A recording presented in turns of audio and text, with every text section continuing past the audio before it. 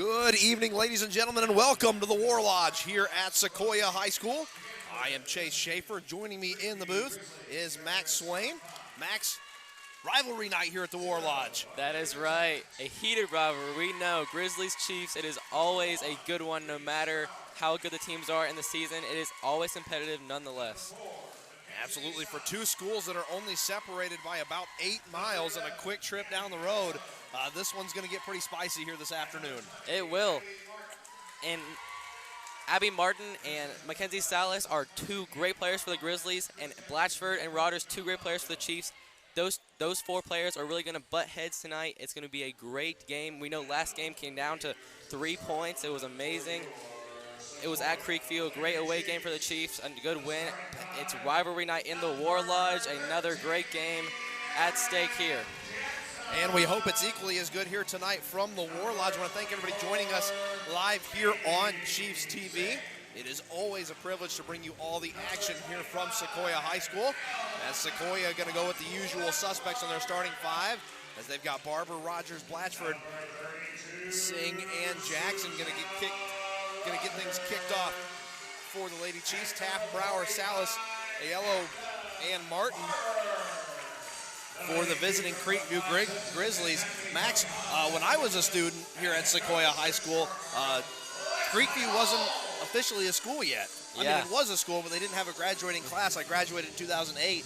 Their first graduating class was in 2009, and I was actually at the very first varsity football game between Sequoyah and Creekview, and it was everything that everybody had hoped it would be. The game went to overtime, and Sequoyah won on a blocked extra point in overtime. Wow. It was quite a game to be at, and we hope this is quite a game to be at, and we want to thank everybody for joining us as Jackson goes up against Taft for the tip-off, but it's won by the Lady Grizzlies. Martin has the ball moved over to her down on the wing. Now back over to Aiello. Aiello looks inside for Salas, and the ball gets away from him, but it'll stay Creekview basketball as Sequoyah poked it out. Good-sized crowd on hand here tonight at the War Lodge.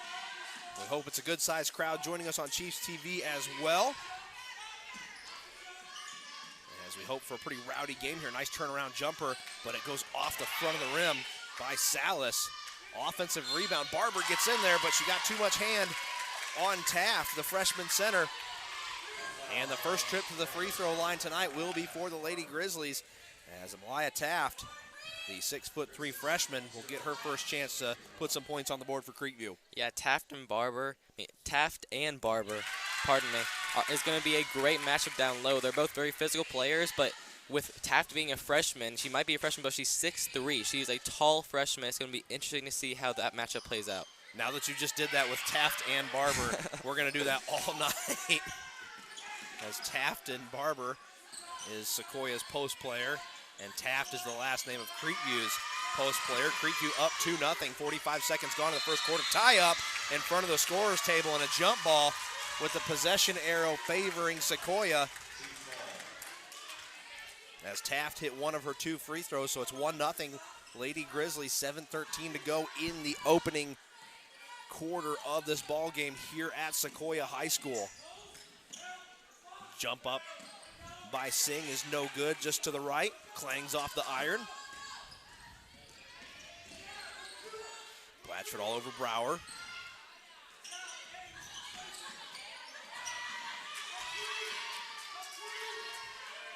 Good look over to the far side of the court. And a long 2-point shot is too long for Abby Martin. But Creekview doing a fantastic job of getting their own rebounds. And just as we say that, Susanna Rogers, Sequoyah's defensive specialist, steals the ball and gets it over to Blatchford in the corner. Her first 3-point attempt of the night is good. And Blatchford, we know her. She's a true star on this team. Leads the team in points per game, second in rebounds per game. She's leading the stats and a leader on the court for Sequoyah. A minute 45 away in the first quarter, 3-1 your score, Sequoyah. That ball's poked away, and Jackson picks it up for the Lady Chiefs inside the opposite key. Blatchford putting the offense in motion. Rogers flashes on the wing.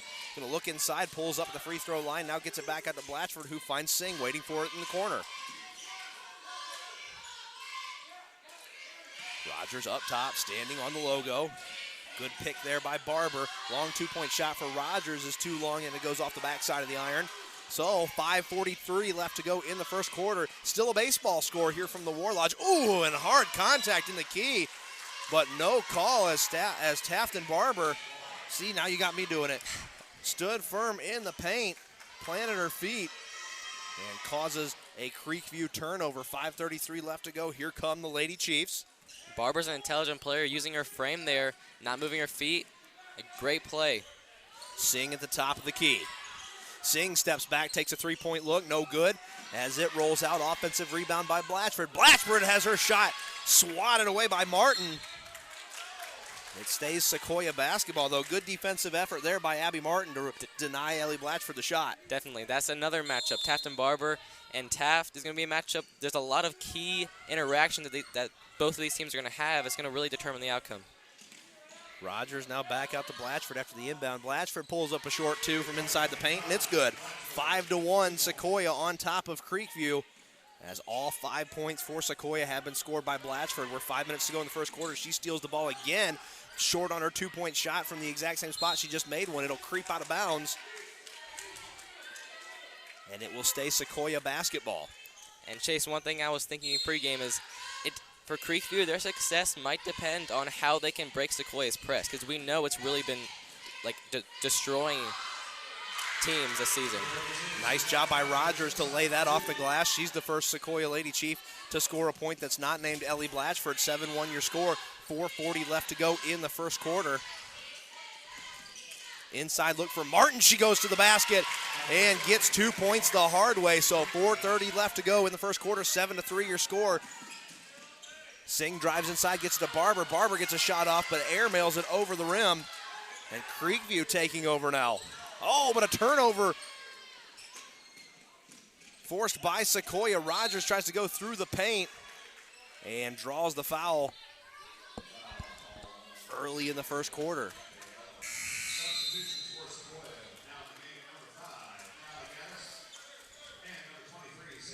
So we've got our first time out of the evening. 4:15 to go in the first. Your score is 7-3 in favor of the Lady Chiefs. Max, let's go ahead and get it over to some sponsor reads. Of course, Chase. Our Sequoyah Chiefs basketball sponsors, our gold level sponsors, Beato's Bar and Grill and Cherokee Focus, our gray level sponsors, Barber Homes, Barber Lucky Financial Group, Honey Bay Tam, Insight Partners, Prestige Staffing, Stroud's Barbecue, and Woodstock Furniture. And our white level sponsors, Peachtree Pest Control, Brad's Barbershop, Edwards Eye Care, Johnny's New York Style Pizza, Riverstone Homes, Studio 5 Salon, and Suntex Marinas at Little River. He really just played Menomina during the halftime break. If you're not familiar with that song, it sounds really, really weird to hear it the first time. Jackson takes the ball beyond the arc, gets it over to Callie Gaddis, who checks in for the first time and has that one swatted away by Amalia Taft. But a turnover at center court. Ball's taken by Sailor Davies as we see her for the first time this evening. Now a good look for Jackson. Jackson fires up a three-point shot, but it is too long. Barely hits the rim, and Creekview takes back over. Brower with a nice move ahead for Salas, and she finds the bottom of the net. 7-5 your score. Creekview on a mini run with 3:40 left to go in the first quarter. Great job at breaking that press. It's hard to do that. If they can keep that up, they're definitely going to have a way better chance of beating this hard Chiefs team. Blatchford sinks another shot from the high post. Sequoyah extends the lead back to 4. 9-5 here on rivalry night at the War Lodge. Sequoyah High School taking on the school that was split off from Sequoyah High School back in the early 2000s.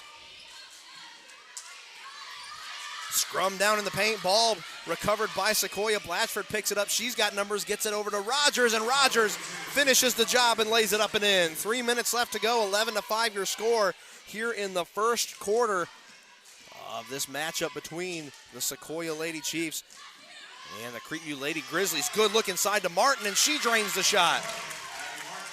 These past couple possessions for both teams have been really impressing me. Their passing and ball vision has blown me away. Rogers crosses over half court on the logo. Blatchford now to Gaddis at the free throw line. Jackson to Rogers. Now to Blatchford. Blatchford steps back for a three-point shot. It rattles around and jumps out.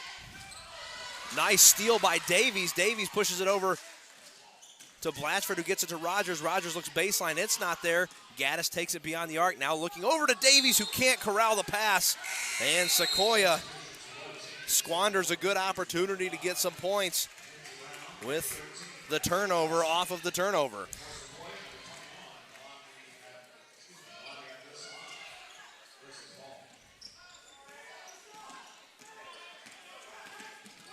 Inbound Creekview ball.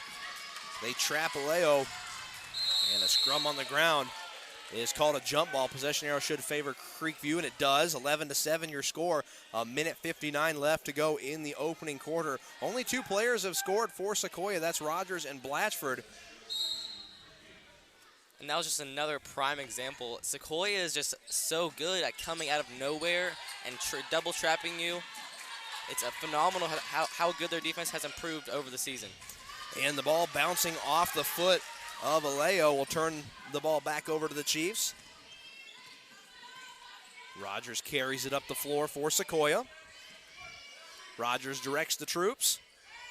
Davies takes it, gets it over to Gaddis, who fires it right back to the field marshal Rogers. Gaddis with a good look at a three. She head fake, steps inside the line, fires a short shot that goes off the iron. And here come the Grizzlies again. A minute 25 to go in the first quarter. 11-7 your score, but a big opportunity for the Lady Grizzlies to make it a one-possession game. Shot from the free throw line, no good. Rogers on the rebound of the Salas shot that went just to the right of on target. Davies fires up a three-point shot, no good as it's a little to the left. Jackson with a nice offensive rebound, misses the putback attempt, and here comes Creekview again. A minute to go. And a foul breaks up a scoring drought as both teams have been unable to find the bottom of the net here the last couple trips down the floor.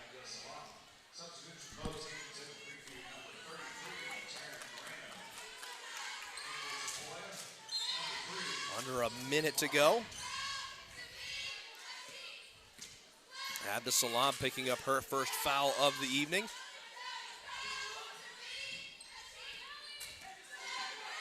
Salas taking her time. Gets the ball over to Moreno. Moreno gets it back out to Aleo. Aiello sends it inside to Salas. 5 seconds on the shot clock. Blythe has to worry about the shot clock.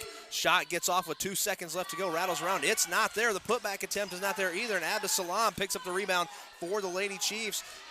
Shot clock is dead. 20 seconds left to go in the first quarter. Sequoyah can hold on to it if they want to. 11-7, still your score. And an early horn for the shot clock as it continues to go off. Play will continue with the shot clock horn sounding. Not sure what's going on, but 5 seconds left. And Abdusalam is fouled as she goes to the basket. Mercifully, the shot clock horn has gone off with 4 seconds left to go in the first. Abdusalam will go to the free throw line. That was a little bit odd. It went on for at least 10 seconds. But yeah, Abdusalam, a big play there, trying to end the scoring drought for the Chiefs. Abdusalam no good on the first free throw.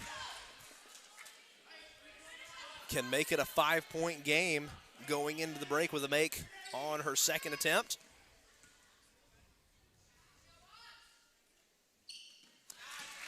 And she drains the second. And that breaks a scoring drought we had for the last 2 minutes of the quarter. Long shot, no good. To conclude the first quarter, as Brown was close, but no cigar. So at the end of one, your score is 12-7 in favor of the home team. Sequoyah on top of Creekview as we get ready to get underway in the second quarter. Max, what do we think about the first quarter? I was impressed with two things. One, Creekview's passing was phenomenal. 7 points might not really display that, but still their passing on some of the cuts, their communication, I thought it was really good. So they can definitely build on that. But for Sequoyah, their defense on possessions where they're not getting cut on, they are trapping nonstop. It is impressing me, and if they continue that, holding a high school girls basketball team with 7 points in a quarter, that is impressive. Yeah, and one of the things that you said about Creekview's passing, a big part of Sequoyah's game is their ability to create turnovers as they get into the passing lane and they really hawk the ball.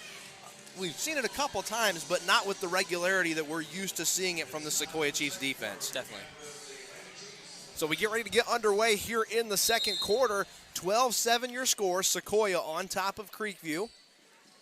In what was a closely contested opening round of this Cherokee County bout. Jackson gets the ball over to Blatchford.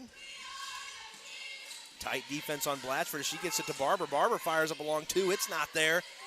Rebound taken by Creekview, and here comes Forbes moving the ball up the floor for Creekview. Nice look at a pass as she gets it over to Brown. Brown loses control of the ball, but Creekview recovers long three-point shot, and it teases and goes out. A heartbreaker for Blythe as Sequoyah takes over. 7:25 to go in the first half. Jackson way beyond the arc. Gets it back from Rogers. Thinks about it and swings it over to Singh, who gives it right back. Now Blatchford up top. Nice passing there by Sequoyah to get Jackson an open look as she drains a three-point shot to make it 15-7. As Sequoyah pushes that lead out to 8 points.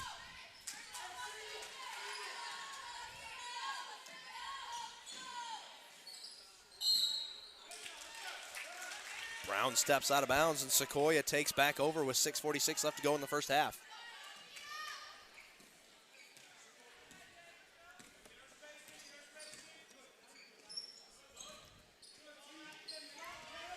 Blatchford inside to Barber, who finds Jackson again. Heat check for Jackson, and no good there. Singh tries to put it back up, and she is fouled, so Amy Singh will take her first trip to the charity stripe. 6:33 to go in the first half. 15-7 your score. The first foul of the quarter is called on Gabby Aiello. And Chase, Creekview right now is running a 2-3. So we saw Jackson one possession ago have that wide open three.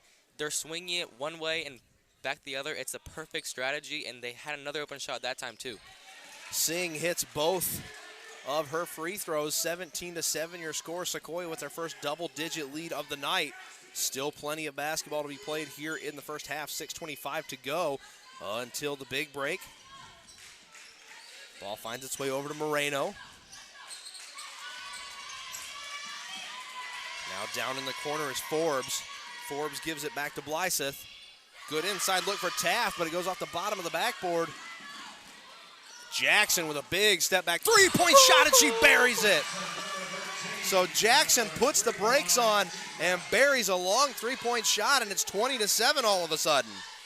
All of a sudden is right. The Chiefs have marauded back and just paraded back. It's been amazing. Jackson again. Let's see what she does. She'll go to the basket. She's fouled, and count it. Erin Jackson getting hot. 6 points in a span of a minute, and she's got a chance to make it 7. And that's one thing about Erin Jackson. When she starts making a shot, she will continue that for a long span. No good on the free throw attempt, but what an effort here by Jackson. 22-7 your score. 5:40 to go in the first half. Creekview going to have to start answering quickly. Blatchford tries to trap Moreno at half court, can't do it. Ball looks inside to Blythe. Ball's on the ground, picked up by Singh. Rogers pushes it ahead to Jackson. Jackson looks inside to Barber. Nice pass, but a good block by Blythe. Some contact in the low post, but the officials let him play.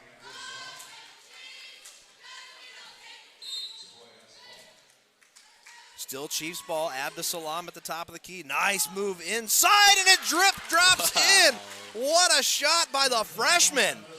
Using her long arms, and kind of looked like it was going to be way over shot, but she barely got that one in. A nice shot there.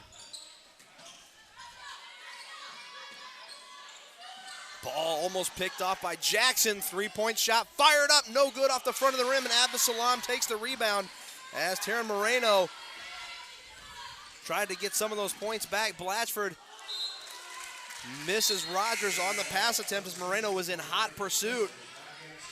Wonder if Blatchford heard the footsteps, but 24-7, 4:47 to go in the first half as Sequoyah is red hot here in the beginning of the second quarter. Red Hot is right, a 13-0 run. It was 11-7, now 24-7. The Chiefs have dominated the end of the first and all through the second quarter right now. The yellow looks inside to Taft. Taft high post pass, out to the wing. Drive inside and a hard foul. As Forbes went to the bucket, so Forbes will go to the charity stripe for 2. As Gaddis picks up the foul for the Lady Chiefs.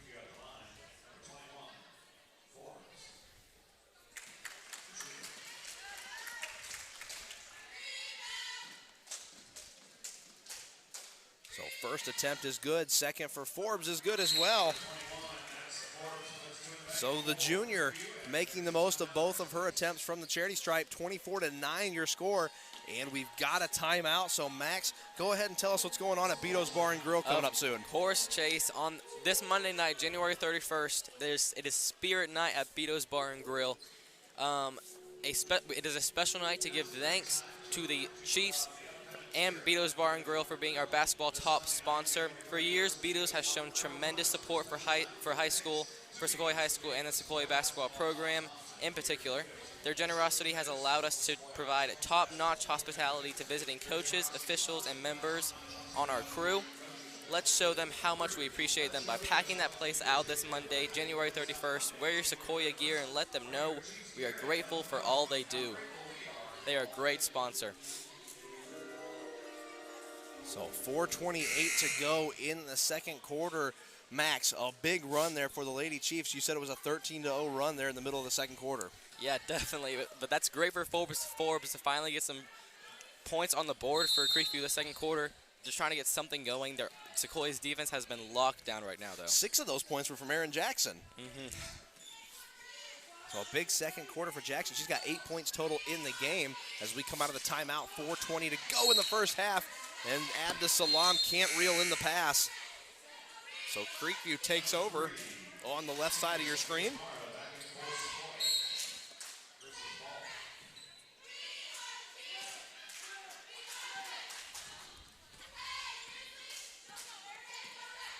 Forbes up the floor. She'll go one-on-one with Rogers, who picks her pocket. So Rogers with the steal for the Chiefs pushes this ahead. And a travel on Jackson after a good pass by Sophia DeMauro.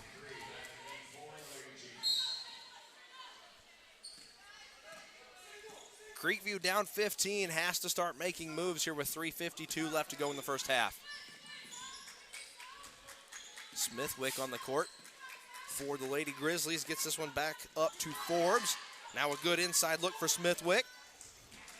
And the pass in the paint was blocked by Sequoyah, but a wild pass by Callie Gaddis sails out of bounds and will give the basketball right back to the Lady Grizzlies. Yeah, Creekview's going to have to start making moves, Chase, just like you said, very soon. And I think now's the time. Taft and Barber's off the floor, so the matchup down low would really be Taft versus Abdus Salam. Although they're both about the same height, Taft is the starter and it has more experience on the floor right now. A yellow gets it over to Smithwick. Smithwick dribbles around and gets poked by Callie Gaddis, who picks up another foul. That's her second. So Gaddis a little too aggressive on the defensive side of the basketball. 3:21 to go in the first half, but Sequoyah still on top, 24-9. As Creekview having a hard time getting shots to fall and getting good looks at the basket here in the first half. Blatchford with another steal. She'll drive to the basket. Long pass is intercepted as it couldn't get over to Rogers in time. Not so sure it didn't get tipped, but it was stolen by Smithwick, who pushes it ahead to Forbes. Forbes looks inside for Salas, but it's not there as Salas can't corral the pass, and here come the Lady Chiefs as Blatchford lays it up and in, 26-9 with 2:55 left to go. And Blatchford now up to 9, already having a great night, and it's just the first half. Inside look blocked by Davies as Forbes tried to get a shot off. Sailor Davies was there for Sequoyah, and a foul will give the ball to the Chiefs. And Emma Smithwick, the junior forward, is the offending party. So Susanna Rogers going to head to the bench. Erin Jackson comes in relief. She's got a big night going as well. 8 points here in the first half. with 2:35 to go before the horn. Yeah, that's usually how many points she has in full game, so 8 points per game is a great start. Davies hits a big three-point shot, and now Sequoyah up by 20. For a game that was so close last time, Sequoyah is in the driver's seat early in this game. And they have home field advantage. I think that's one thing that has to be in Creekview's mind. They're coming into their rivals' territory. Turnover by Creekview. Forbes couldn't save it. We talked about it at the first quarter break, Max, was Sequoyah lives off of creating turnovers, and they must have hurt us because they have really picked up the defensive pressure here in the second quarter. Yeah, they kind of just woken up all of a sudden. Even though their defense was phenomenal in the first quarter, their turnovers have increased a large amount. It's been phenomenal to see their defense just get even better than they were. Jackson beyond the arc. Swings it over to Blatchford, who goes baseline shot, no good. It rattles off the backboard and hits the rim. 1:40 left to go before the break. It has been all Sequoyah, 29-9. Creekview looking to get back in it as a yellow gets a nice pass over to the wing, and finally, Salas is able to put some more points on the board for Creekview. 29-11 ends the scoring drought for the Grizzlies. 1:20 to go before the half. 25 seconds on the shot clock. Good look over to Jackson. Jackson fires a long two-point shot, and Jackson's in the double digits. We saw that run she was on, 7 points. It was astonishing and really pulled the Chiefs far away, and she's continuing to adding on to it. 1 minute left to go in the first half. Sequoyah up by 20, 31-11. Creekview needs to find some momentum to take into the locker room. A falling shot, no good, as Salas tried the fadeaway jumper, and it wasn't there. 45 seconds to go. Jackson, a wide open look at a three-point shot, no good. Blatchford with the offensive rebound, fires it up from inside the paint, no good as well. Blatchford gets her own rebound again. Three-point shot for Bellinger, no good. And here comes Creekview. They will get the last chance at it if they want it. There is a 4-second difference between the shot clock and the game clock, but they're going to attack the basket. And a good shot by Emma Smithwick as she goes straight to the basket and says, nope, we want the points. We're down too much. I'm going to just attack the rim. And she gets points the old-fashioned way, 31-13, 10 seconds left to go in the half. Sequoyah, a chance to get the last shot off, 5 seconds left. Pass over to Blatchford. Blatchford, step back, three-point shot at the buzzer is good! Ellie Blatchford, what a way to...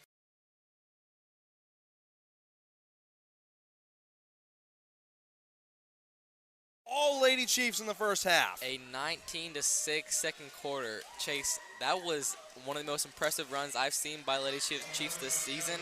Their defense was on point the whole time. You said forcing turnovers really increased that second quarter, and Aaron Jackson and Blatchford just blew the doors wide open. It was insane. A great second quarter by the Lady Chiefs. Absolutely. So a big lead for Sequoyah, 21 points. We'll go into the break. Thank you for joining us here on Chiefs TV. I am Chase Schaefer. Joining me in the booth is Max Swain. We're going to take a break. We will come back to bring you all of the second half action here from the War Lodge between the Sequoyah Chiefs and the Creekview Grizzlies. We will see you on the other side of the break.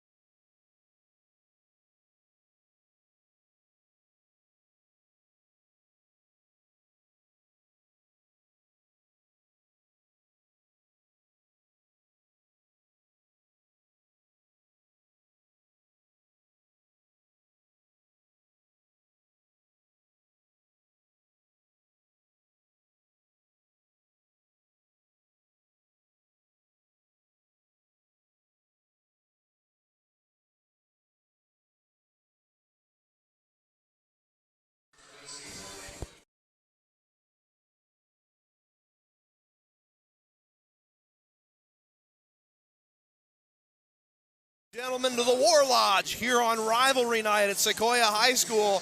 Pretty lopsided at the moment. Sequoyah on top of Creekview, 34-13 in this girls' varsity game. Max, it was all Sequoyah in the first half. It was on both sides of the ball. Aaron Jackson and Blatch from the offensive side really blew it wide open with their amazing streak of points. And on the defensive side, Susanna Rodders really headed the amount of traps and turnovers that they forced. It was all Chiefs.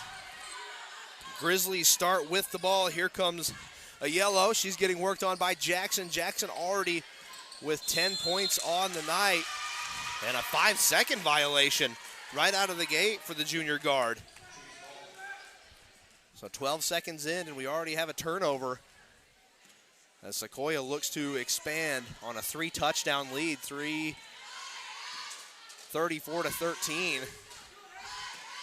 7:40 to go in the third quarter. Jackson with the ball and has that swatted away by Abby Martin down low. So a little life from the Creekview defense, the beginning of the second quarter. They're going to have to keep on doing that. They're really going to have to do everything right the second half, really have defense on top notch, and everything else has to be perfect. Martin fires up a three-point shot. It's not there. Offensive rebound by Creekview. And the ball finds its way back up top to Brower. Brower almost gets her pocket picked by Rogers. Drives inside, now kicks it out for a three-point. Shot is good by Gabby Aiello. And Creekview starts the scoring party in the second half. A minute, 10 seconds gone. 34-16 your score. Singh on the wing. She gets it down to Barber. Barber now back over to Rogers, who's going to go baseline, pull-up jumper, no good.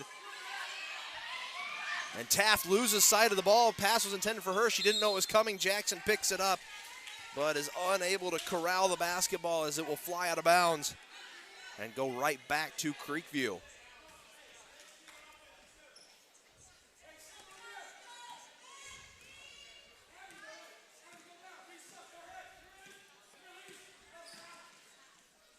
Ball over to Martin. Martin with a pair of points on the evening already. Total of 4 to be exact. Gets it up to Taft. Now Taft over to Salas. Salas looks outside to Brower. Poked away by Jackson. Salas, one of the offensive weapons for this Creekview team. You know, we saw a tweet on Twitter, I want to say 2 days ago, by Creekview's official Twitter page saying that Salas was still looking for a home to play after high school. We're seeing some of that talent on display here this afternoon. But a shot clock violation will give the ball back to Sequoyah. We hope she finds a post-high school home to play basketball at. We want the best for all of these Cherokee County student athletes. 5:50 to go in the third quarter. 34-16 still in favor of Sequoyah, but Sequoyah has not scored in the second half, as scoring has been hard to find here in the third quarter as we're 2.5 minutes in. Jackson launches up a three to prove us wrong. No good. Nice rebound by Singh. Singh fires up a 2-point shot and drains it, and it's back up to a 20-point lead for the Lady Chiefs. 36-16 your score. And Amy Singh gets on the board with that one. She's put up a decent amount of shots, trying to get something going, and maybe this third quarter is going to be hers. Ball up top for Brower, who picks up her dribble, gets it out to Salas. Now baseline drive by Brower. Brower goes to the rim. It's not there. Salas on the putback, not there either. Poked ahead by Singh, but back behind half court is a yellow. But poked away by Blatchford. She'll sail into the Grizzlies bench. And all that for the ball to still stay with Creekview. They're going all out. You got to give it credit to them. A rivalry game, they know what's at stake. No matter the score, they're giving everything they have. Oh, and a miscommunication on the inbound pass. And Blatchford drives down the length of the court and lays it in lackadaisically, 38-16. After a costly turnover by the Lady Grizzlies. And they can't have that. Down by 22. Trying to get something going. Good defensive play by Barber. She'll swat the ball out of bounds. And some fresh bodies coming in for the Lady Chiefs. Davies, Abdusalam, and Gaddis will check in for Singh, Barber, and Blatchford as they will get some well-deserved R&R. Ball moved over to Ward. At least I think that's Ward. No, it's not Ward. I don't have the 23 listed on my roster. Do you, Max? I do not, Chase. Turnover to the Chiefs. Jackson all by herself from beyond the arc, and she drains another one. Erin Jackson having a big night.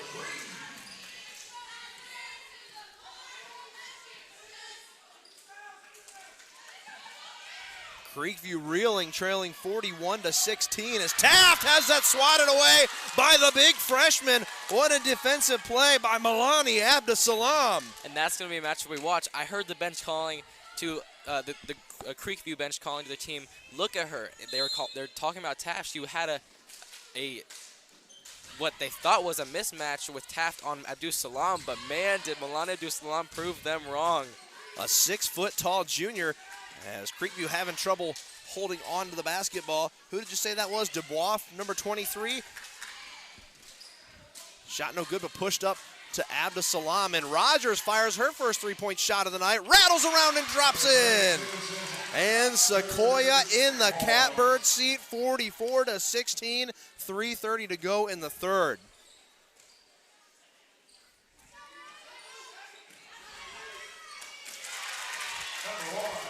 Creekview comes back on a shot by Reese Brower.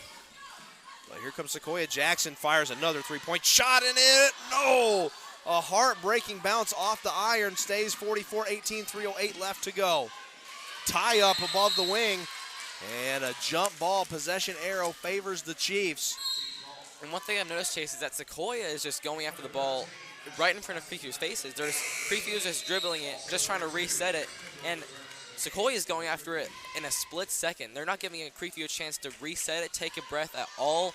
Their defense is flawless right now. Davies and Rogers exchange the ball. Rogers looks for a lane inside, lays it off the backboard, but too much steam on it. And a block by Gaddis will bring her third foul of the evening. So Gaddis in a little foul trouble here late in the third quarter. We'll see Addison Gorley check in for the first time tonight for the Lady Chiefs as DeMauro comes back out on the floor as well. So Gaddis heads to the end of the bench. Dubois kicks it out to the wing. Now an inside look. Now back out to the top. Smithwick drives in. No good on the shot. Gets her own rebound. Has it stripped away from her by DeMauro. Ball still loose. Davies picks it up but coughs the ball up. And it'll go out of bounds and Creekview will take over after a rugby scrum of an attempt trying to get the basketball. Definitely. That was very physical. So 2:30 to go in the third quarter, 44-18 your score. Sequoyah on top of Creekview. Jackson can't handle the ball and another jump ball as Dubois jumps on it for the Lady Grizzlies. Possession arrow favors Creekview, so they take over.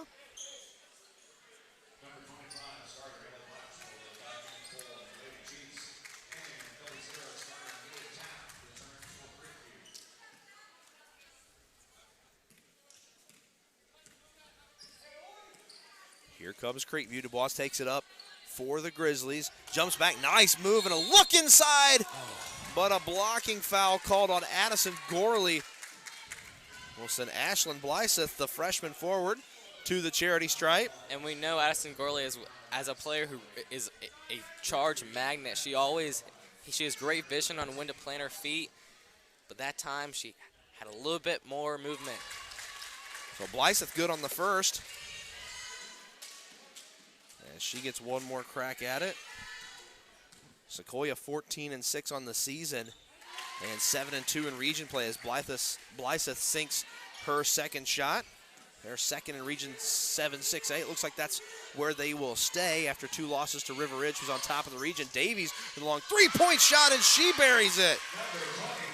So Sequoyah from beyond the arc tonight with a fantastic job, and an answer by Ashley Martin rolls out an unanswered prayer And she threw it up from the wing. 27-point difference, 47-20 Sequoyah on top of Creekview. A minute 44 left to go in the first quarter. Davies for another one. No good as it bounces off the front of the rim. Good inside look to Abdus-Salam. What a play by Ellie Blatchford and Abdus-Salam. Blatchford head faked like she was going to go for the three-point shot and fires it back into the freshman, who lays it up and in for the easy bucket. 49-20, a minute 25 to go in the third. And a nice layup and in by Taft. So 49-22 your score. Still a minute 14 to go in the third quarter. Another inside look for Abdus-Salam, who has the ball swatted away by Taft. She'll stay playing tight defense and steals the ball right back. And the freshman, Abdus-Salam, is an absolute menace in the paint. I've been talking about her all season. She's a player we need to watch out for, and she is proving it against a very high-caliber player in Taft on the Grizzlies. Have mercy, the intensity. Abdus-Salam will get a trip to the free throw line. First shot is up and good from 15 feet straight away.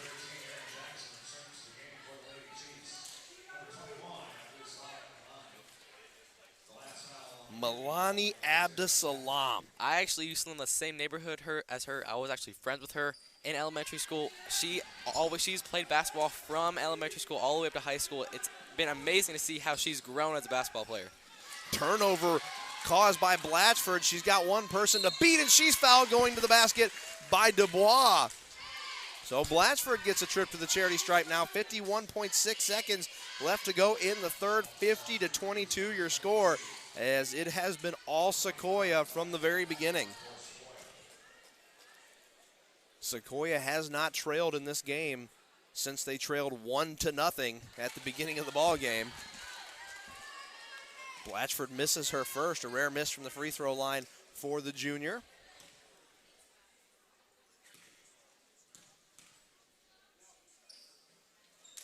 Second, however, is good. Blatchford with 15 points on the night, 51-22, your score. 48 seconds left to go in the third quarter. Three-point shot by Martin, no good. She's been trying to find it all night, but it's just not there. Here comes Abdus-Salam to the rim. Oh, and fouled again. And she's not scared to just go right into the defender and track the fouls. I love her physicality. A beast. Not scared at all. Such a physical ball player. So Abdus-Salam back at the free throw line. Abdus-Salam makes the first.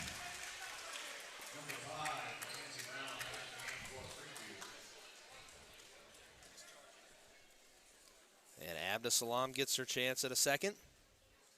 30-point ball game, trying to make it 31 is Abdus-Salam, and she does.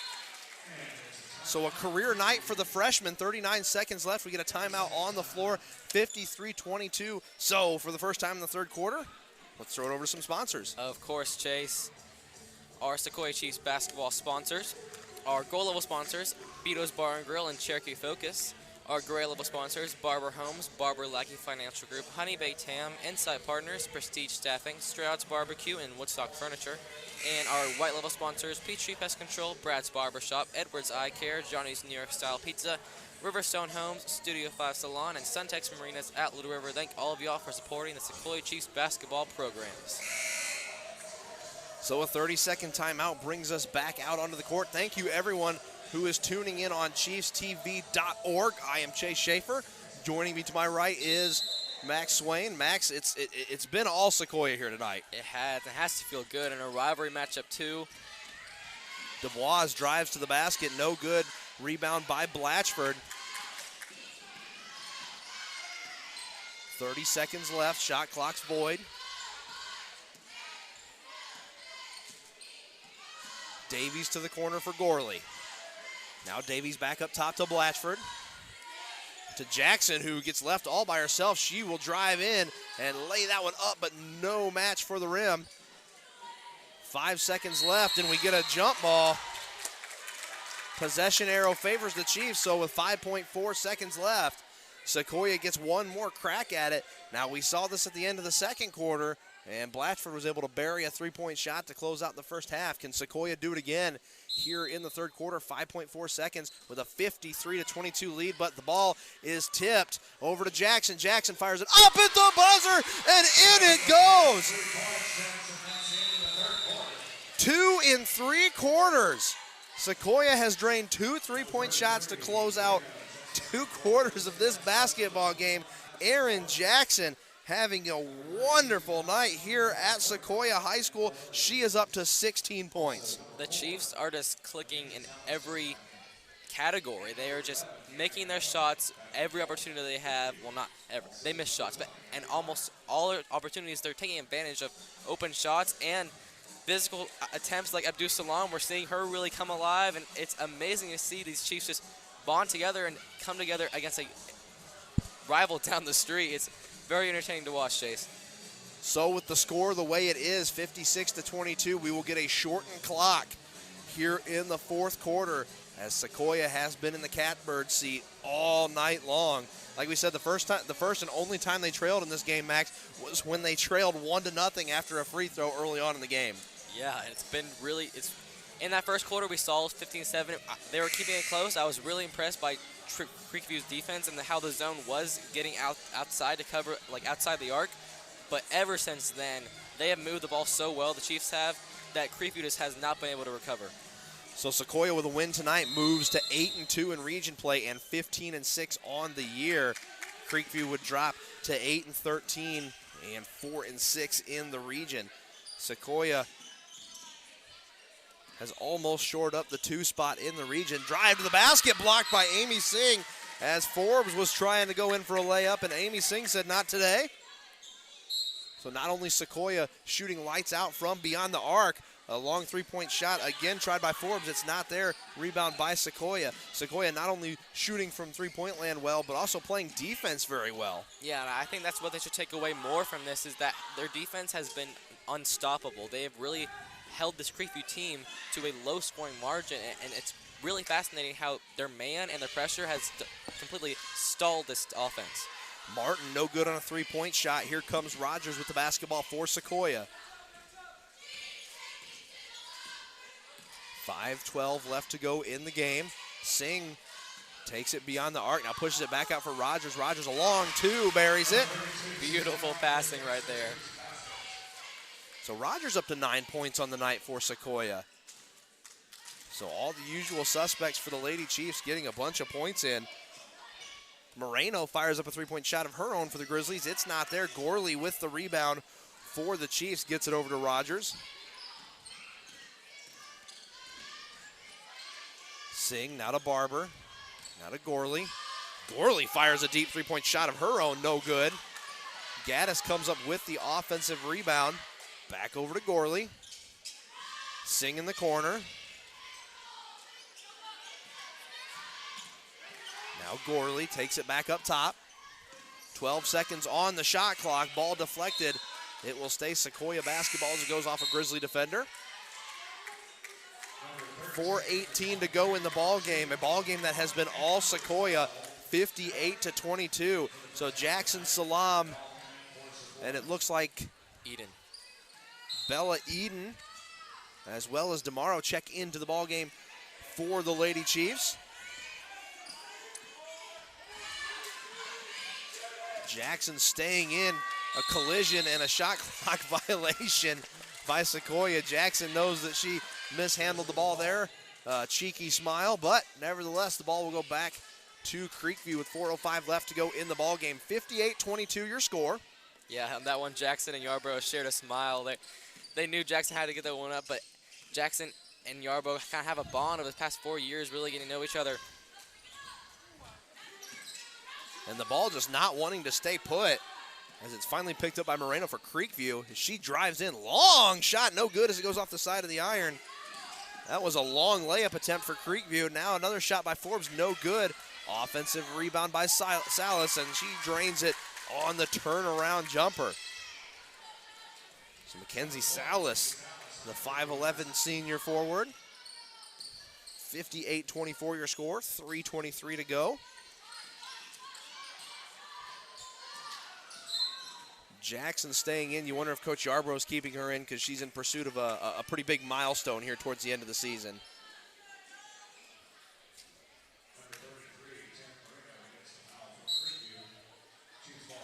So Moreno with the foul for the Grizzlies. Inbound pass is stolen by Abby Martin. And here comes Abby Martin, pushes it ahead to Aleo.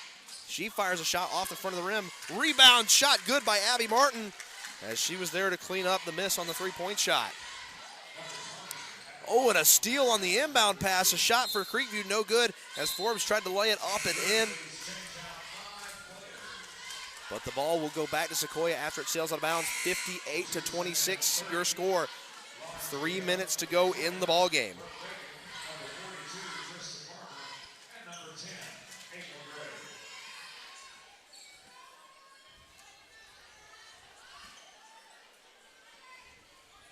So starters checking out for Sequoyah. As we got some familiar faces we usually see in the JV game on the court now. As Reagan gets the ball from Ava Gray. Now Bella Eden tries to go baseline, gets trapped, looks inside. Now the ball bounces back out. And Tristan Barber, the younger Barber's pass is poked away, but Gray's able to recover. Eden tries to go baseline again, has to check up and get it out to the wing, but it's stolen by Dubois. She tried to find Reagan, and a nice steal there by Ava Gray. And another steal again by Yoakley. Yoakley drives to the basket and lays it up and in, and one. So Yoakley making some noise at the end of the ball game. 58-28 your score. As Yoakley with a chance to convert on the three-point play. She does. Good from 15 feet straight away. So 58-29 your score. 2:15 to go in the ball game. As Ava Gray will carry the ball up for Sequoyah over to Barber. The younger Barber gets it back beyond the arc. Gray working backwards as she works it inside for Trulio. And the ball stolen by Dubois. Gray going to try and chase her down, and she does, but she fouls her. And Dubois will go to the charity stripe after the hard foul by Gray. So a minute 55 to go in the ball game. 58-29 your score. As Sequoyah has the starters on the bench. First shot made by Dubois.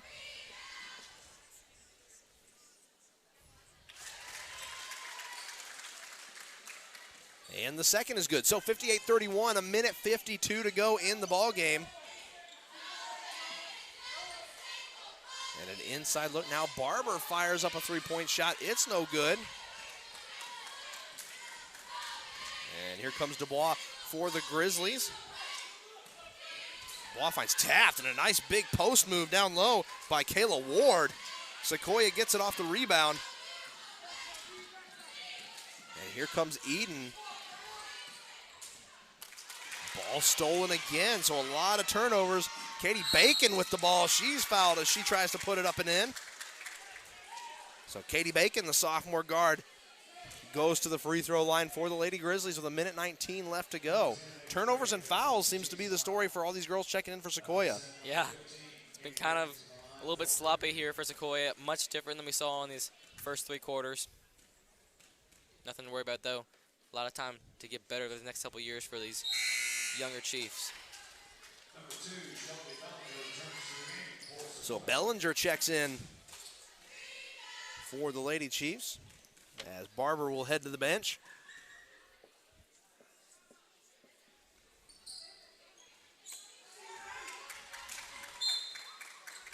Free throw no good. Ball sails out of bounds. A minute 16 to go in the fourth.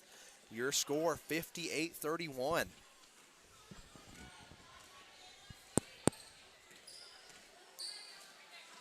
Inside pass for Trujillo. Bella Eden fires up a three-point shot. It's not there.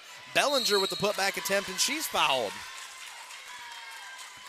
So Bellinger with a chance to get Sequoyah to the 60-point mark. A minute 4 left to go in the ball game.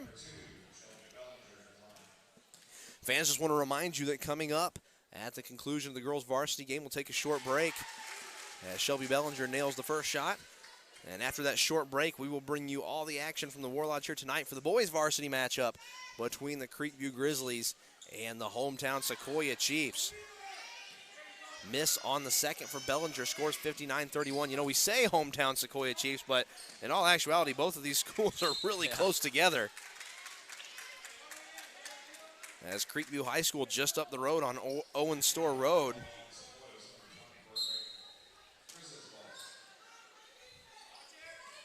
And shot no good, but fouled.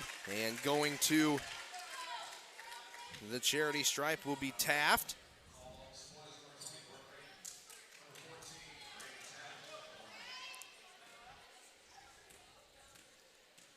So Reagan Taft will go to the free throw line for the Grizzlies. Taft sinks the first.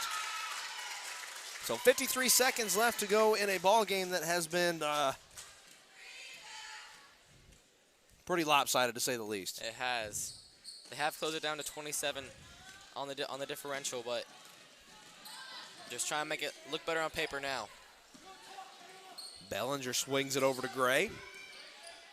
Gray with a nice pass over to the far corner. Nice job by Eden to hold on to the basketball. Leaves it up for Trujillo.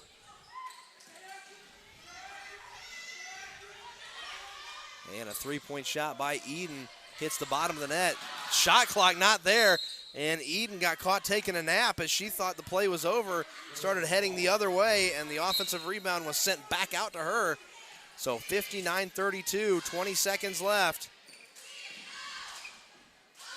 Dubois steps back and takes a three-point shot, and she buries it. So Bryn Dubois, the freshman, hits a three-point shot. 5 seconds left. Eden beyond the arc to Gray. That will do it here from the War Lodge as the Sequoyah Lady Chiefs take down arch rival Creekview by a final score of 59-35. Max, a good night for the Lady Chiefs. Yeah, take down Creekview in a dominant fashion. That's right, Chase. And with that, Sequoyah goes to have winning 6 of the last 7 now in this rivalry. And now the record is 16-15. So Sequoyah now 1 win behind tying it in this rivalry series. It's always close. It's another great game, at least for the Chiefs. A lot to work on for Creekview, but what a game by the whole Chiefs squad. Aaron Jackson, Blatchford, perfection all around. Milani Abdul-Salam, you're right. What a big game by her. She did a fantastic job going toe-to-toe with the other big freshman, Emilia Taft for Creekview. They both had a great back and forth, and it was a good game for Chiefs fans. Definitely. A lot of things to build on for the JV girls, but Sequoyah was shooting the lights out of the building from beyond three-point range, and when everybody on Sequoyah's team is just hitting them like that, it's really hard for any team to keep Sequoyah within arm's reach. So a quick break coming up. We will bring you the boys' action here from the War Lodge as your final score. Once again, they just turned the scoreboard off. 59-35 your score as Sequoyah takes down Creekview. We will be right back after a short break here on Chiefs TV. Once again, I am Chase Schaefer. Joining me is Max Swain, and we will see you all on the other side of the break.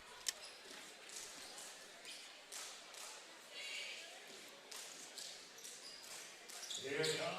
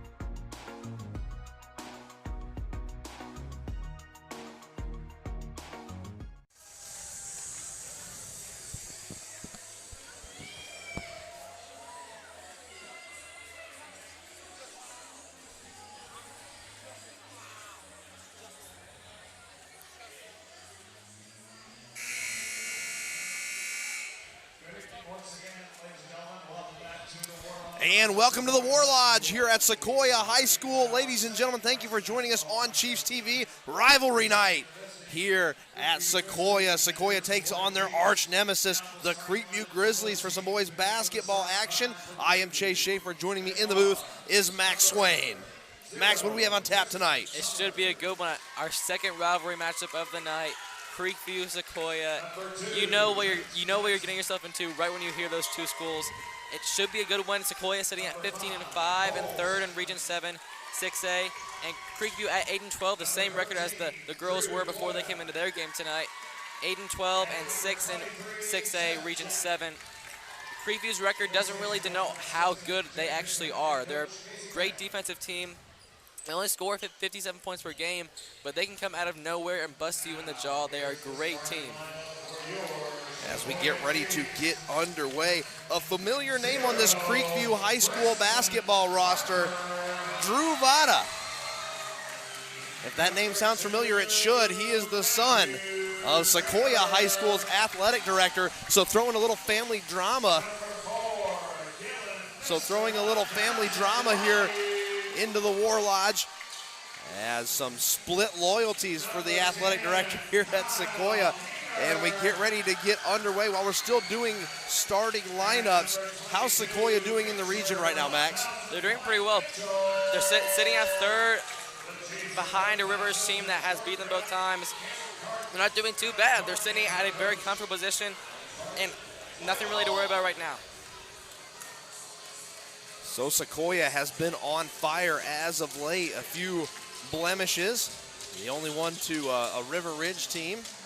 And before that, they hadn't lost since early December to Shiloh, who is one of the top-ranked teams in 6A. And that one was a heartbreaker. Stepping in to take the jump ball is Jack and Wally. That one won by Jack as Trent Jackson takes the basketball first. Jackson moves it down to Voida. Gets it right back, fires up a three-point shot. No good, it's too long. Rebound by Kyle Keener. The usual suspects for Sequoyah: Parker, Mitchell, Keener, Wally, and Matthew Trainer. Parker tries to start the party for Sequoyah. It's not there.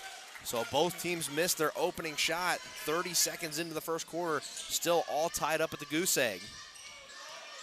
What a nice pass inside to Jackson. Jackson pulls up and drops it in, and Creekview strikes first with 7:20 to go in the first quarter. Mitchell over to Parker.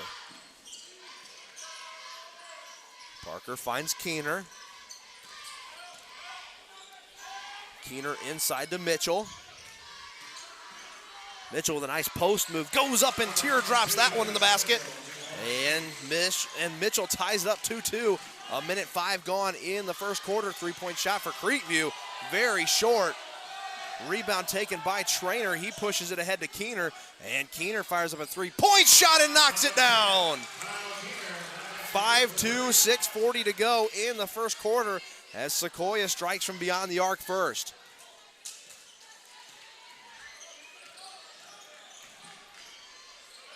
Voya pulls up, gets this one out to Seth Jack.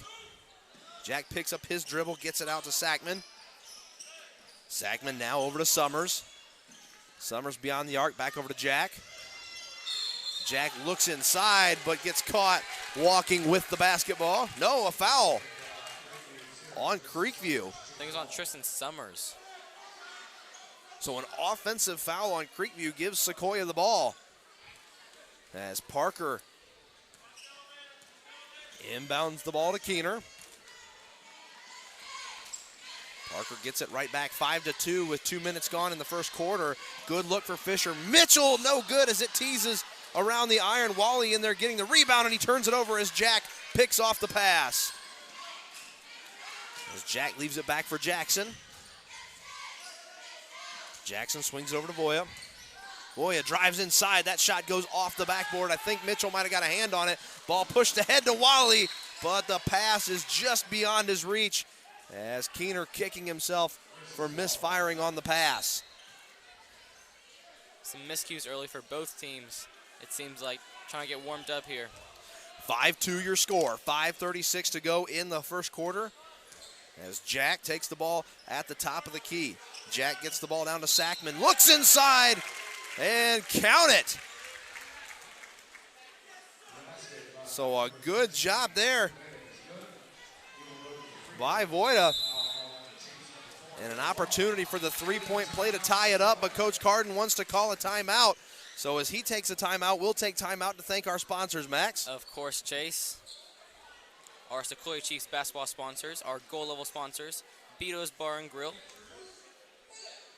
Beto's Bar and Grill, Cherokee Focus. Our gray level sponsors, Barber Homes, Barber Lackey Financial Group, Honey Baked Ham, Inside Partners, Prestige Staffing, Stroud's Barbecue and Woodstock Furniture.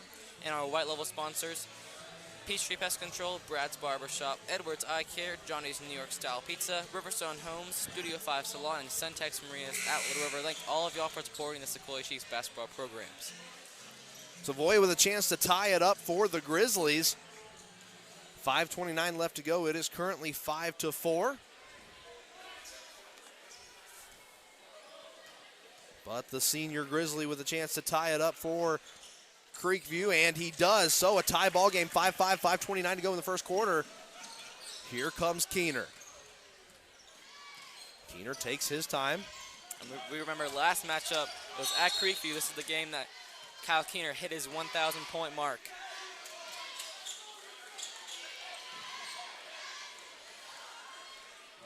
So we got a call on Cole Sackman. A little too aggressive on defense. Sequoyah inbounds the ball in front of the scorer's table. Keener takes it on the logo. Keener looks for an open Fisher. Mitchell, who tried to find Wally flashing low, not there as the pass was picked off by Summers. Summers pulls up for a three-point shot, uncontested, and Creekview takes a three-point lead, and Coach Carden already takes another timeout. Summers dribbled the ball up uncontested and figured, well, might as well take a crack at it. He saw something quick in that Sequoyah defense. He was uncovered, and shoot, have it open, you gotta shoot it. Yeah, if they're gonna leave you open, go ahead and take the shot, young man. So 8-5 your score with 5 minutes left to go in the first quarter, and Sequoyah has already burned through 2 timeouts. Yeah, Coach Carden is not liking what he's seeing at all, and it's understandable. Down 8-5 early in the game where they're not making their shots and having some early miscues on defense, they're going to have to clean it up fast because this Creekview team can really break loose really fast. Sequoyah looking a little off in the first quarter of this rivalry basketball game as they trail by 3 with 5 minutes to go. Keener finds Mitchell, who gives it right back. Parker with a head fake, drives inside. It's not there. Back out to Keener. Keener falls down in the paint. He's got to get a pass off. He does. Finds Wally. Wally looks inside, gets it out to Mitchell. Mitchell head fakes. He'll go baseline and goes up, but no good on the shot. That's a good attempt, though, by Mitchell. He knows his team is kind of out of it right now, just trying to go up and get some sort of points, no matter if he's off right now or if he's not. But a great go at that for Mitchell. So Mitchell fires up the first of 2 free throws. It goes in.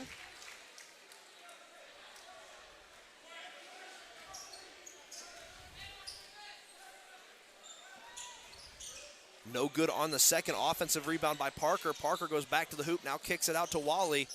Wally with a nice pull-up jumper, and he buries that home, and we're tied back up at 8 apiece. His patented teardrop he is just always nailing them from just a little bit past the elbow. Drive inside, now kick back out to Voida. Voida over to Jack. Jack now to Sackman. Sackman leaves it over. A three-point shot is drained by Tristan Summers. So another big three-pointer by the big man. Makes it 11-8, a Creekview lead. Keener will try and answer. It's not good. It's short. Rebound taken by Jackson. Pass knocked away, taken by Wally. Sequoyah gets a turnover. Ball over to Parker, who fires one from the parking lot. No good. Offensive rebound by Trainer. Trainer has to do something with it. Almost risking a travel, but he finds Parker, who gives it right back to him. Keener wants to slow things down and set up the offense. Plenty of time on the shot clock. It shows 14. 3:30 to go in the first quarter. 11-8 your score in favor of the Grizzlies. Parker drives to the rim. It's not there.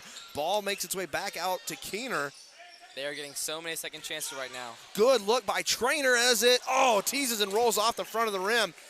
And Creekview takes over as Jackson will carry the ball up the court for the Grizzlies. 11-8, still a Creekview lead with 3:05 to go in the first quarter. 3 offensive rebounds and 4 misses for Sequoyah on the last possession. Sequoyah fires a three-point shot, and this lead is getting bigger for the Creekview Grizzlies. Sequoyah is off, and they know it, and Creekview is taking full advantage of that. Wally slips in the paint, gets it out to Parker. Parker fires up a three-point shot, no good. And Sequoyah has come out shooting flat. 14-8, 2:40 to go in the first quarter.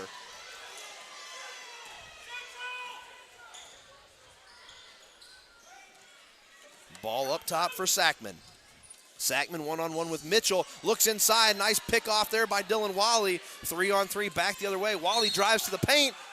And a floor foul, but it's a block on Cole Sackman.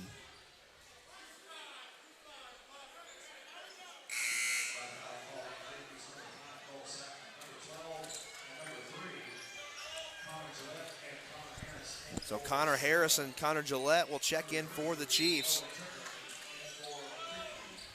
As we see the first bench players come in with a little over 2 minutes to go. Nice pull-up shot by Keener. Looks good, is good.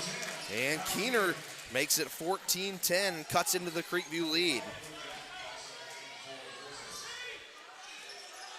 Pass over to Luke Jack, making his first appearance in the ball game. Now over to Tricker. Tricker back to Jack. Jack pulls up a three-point shot, no good.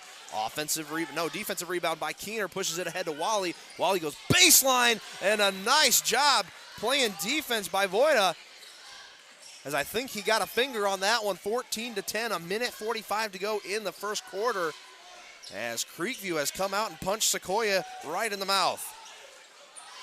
Pass goes wide, intended for Jack. Here comes Keener. Keener with the easy layup, as he had Tricker in hot pursuit. Sequoyah cuts the lead to 2, 14-12, 90 seconds to go in the first quarter. Sequoyah slowly edging back, only down by 2 now, taking advantage of those missed shots in a row by Creekview.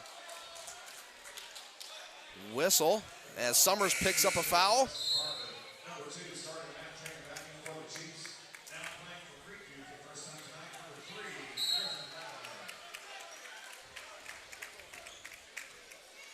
So here comes Keener. Keener will put the offense in motion. As Gillette almost has his pocket picked, and now Sequoyah turns it over. Wally can't handle the pass. Might have been poked away.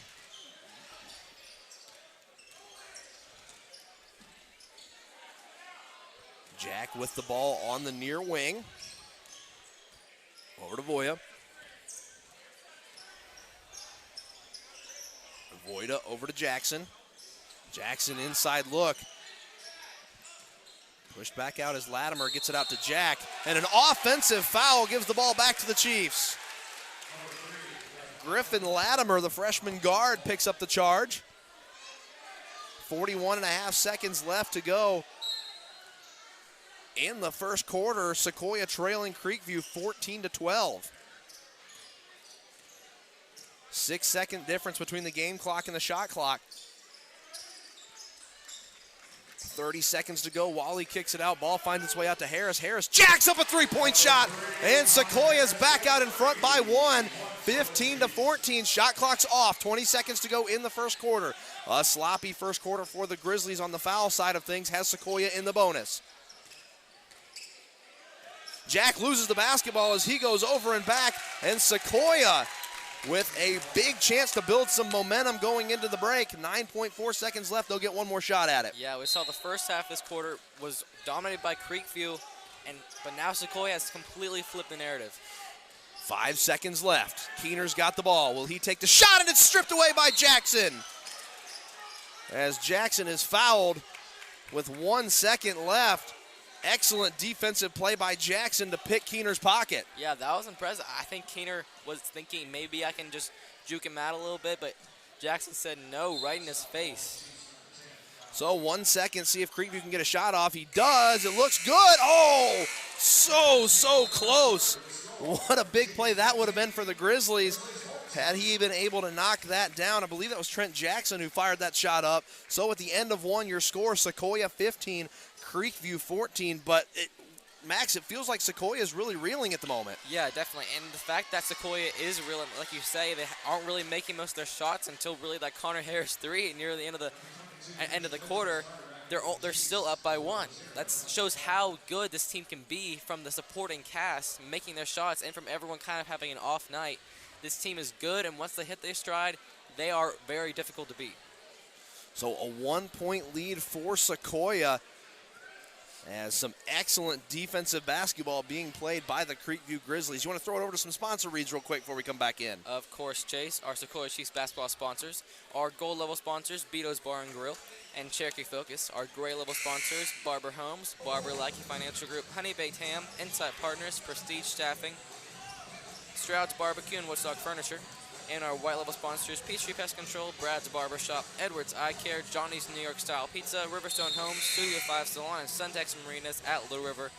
Thank all of y'all for supporting the Sequoyah Chiefs basketball programs.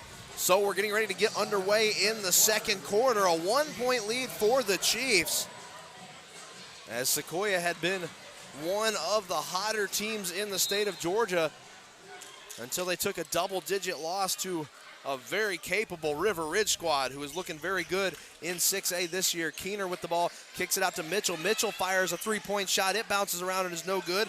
Rebound taken by Darby. No, by Tricker. Darby's our guy. Jack one-on-one with Wally. Jack drives to the basket. Pull-up jumper is good. What a good play by Jack.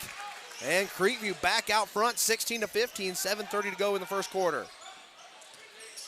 A good game so far here at the War Lodge on rivalry night. Fisher Mitchell with the head fake. Wally fires a three-point shot. No good as it doinks off the rim.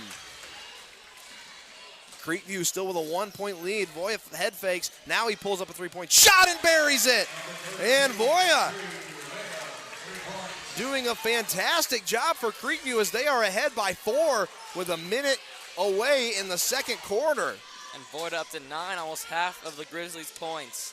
A great showing by Drew Voida here. Three-point shot by Harris. Harris answers with a three of his own.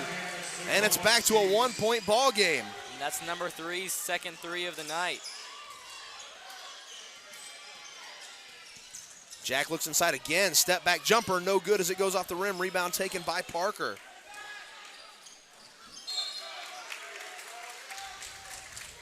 Stays Sequoyah basketball after being poked away by Creekview. Parker heads over to inbound the ball for the Chiefs. Keener with the inbound pass over to Mitchell. Mitchell passes it over to Wally. Wally with a nice inside shot. He's fouled. So Wally with that patented jump shot from inside the key gets him a trip to the charity stripe. Yeah, he had hands all over him. It's hard to really stop the jump shot once he gets going. So 6:23 left to go in the first half. Wally sinks the first free throw, and we're all tied up at 19. Wally a slow night as that's only his third point so far. Second shot, no good, but Harris gets the rebound, gets it back out to Wally. Wally fires that shot, and it's good. A long two-point shot. So a great job by Harris to give Wally an opportunity to put the Chiefs back out in front. You can't just not contest that shot for Wally. Three-point shot, no good, taken by Parker for Sequoyah. He gives it up to Keener. Keener gives it right back. Mitchell going to look at a three-point shot. Hasn't been there all night, isn't there again. Fisher Mitchell, the well is dry from three-point land here in the early part of this ball game. 5:50 to go in the first half. Sequoyah up 21-19.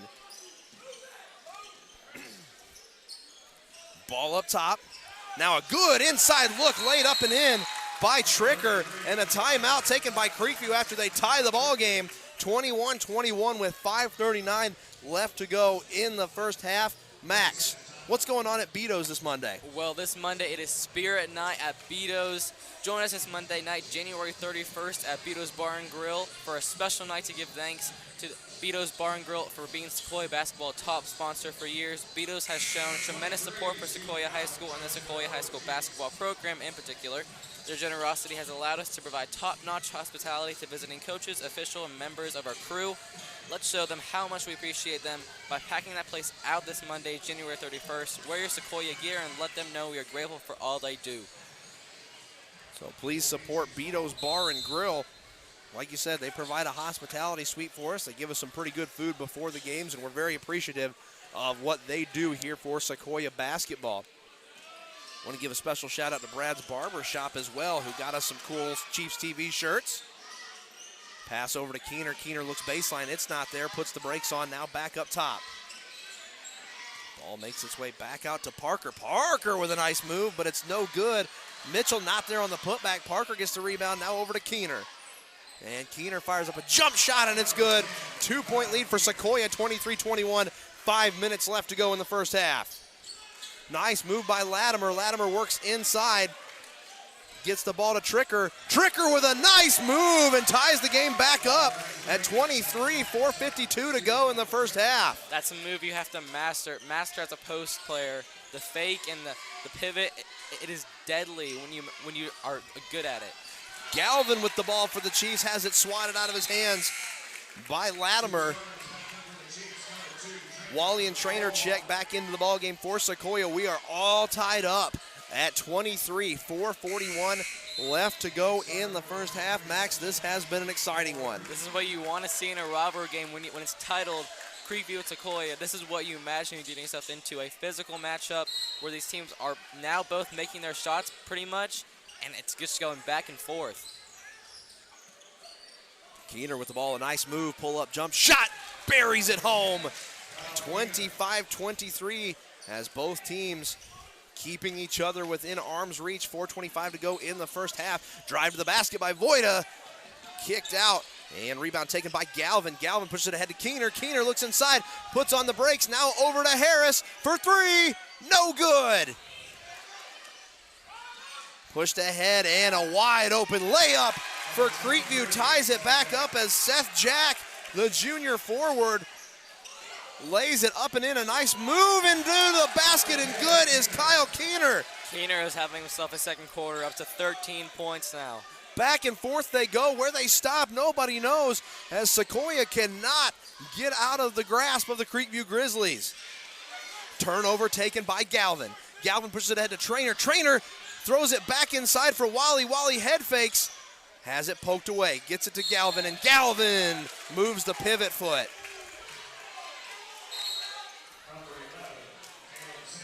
And Coach Carden is not pleased. He will send Fisher Mitchell back into the game. So still a 2-point lead as Sequoyah cannot get out of the grasp of the Creekview Grizzlies. 27-25 your score, 3:30 to go in the first half. Jack, one-on-one with Mitchell. Ball moved back out to Voida. Voida drives in, and his pass has got too much steam on it. And an offensive foul on Voida. Gives the ball back to Sequoyah. That's his first, but he's got 9 points for the Grizzlies as he's had a big first half as well. Someone we haven't heard from a while is Tristan Summers. He made those 2 threes at the beginning. Been silent ever since. Carey called on Wally, gives the ball back to Creekview. And Sequoyah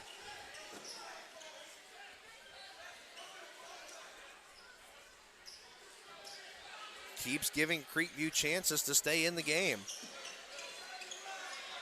Summers inbound pass all the way over for Voida. Light pressure by the Chiefs. Voida crosses half court. Now over to Sandridge. Sandridge gives it over to Summers. Summers inside look for Voida. Voida has a little trouble corralling the basketball. Step back three-point shot, no good. Rebound taken by Trainer, and Trainer will leave it for Kyle Keener. 2:42 to go in the first half, 27-25. Three-point shot by Wally from the corner, no good. And the rebound taken by Sandridge.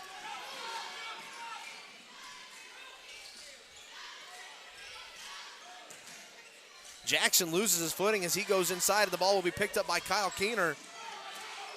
Keener moves the ball ahead, now gives it back to Wally. Wally, long two-point shot, and it toilet bowls in. And Sequoyah finally able to get out to a 4-point lead, 29-25, with 2:12 left to go in the first half. Max, the Sequoyah defense is looking a lot better now. They are, definitely. They're really finding their groove now and realizing what Creekview is doing on offense. But now, Wally right there, that's his third make bucket off of the teardrop jumper. Summers buries a big three-point shot, and it pulls Creekview back to within one. Wally with another long two-point shot and buries it. He is on fire with that little jumper. All 4 of his makes have come from that shot. The other point was while being fouled during that shot. Heat check for Summers, no good. He leaves it short. 31-28 your score. A minute 37 to go in the first half. And Keener is fouled going to the basket, so he will go to the charity stripe for 2. 31-28. Max, it has been a good one. It has been a good one. We've kind of seen Sequoyah finally be able to make their shots here in the latter part of the second quarter. And that's what we were expecting to see, a close game like this. Decently surprising. But it's a rivalry game, what can you say? Keener no good on the first shot. A minute 36 to go in the first half. Sequoyah with a 3-point lead. As Keener looking for point number 14 on the evening. He hits the shot, and Harrington comes in for the Chiefs as well as Parker.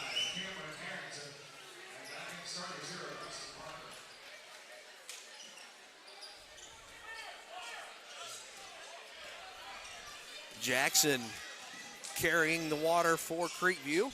Ball finds its way over to Jack, fires up a three-point shot, and some front spin on the basketball helps it into the bottom of the net. 32-31, Creekview back to within 1. As Seth jacks up a 3. Mitchell now out to Harrington to Parker. Parker looks inside for Traynor. Traynor has that one swatted away.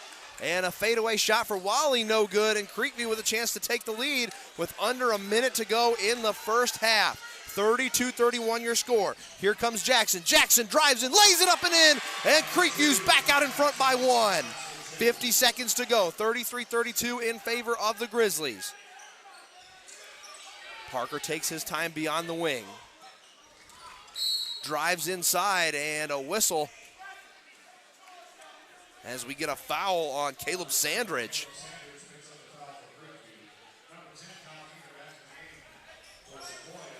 So 39 seconds left to go. They'll put 25 back on the shot clock. Inbound pass to Keener. Gets it over to Parker. Looks inside for Mitchell. Mitchell's shot goes in after it bounces off the backboard, off the rim, off the backboard, and then back in again.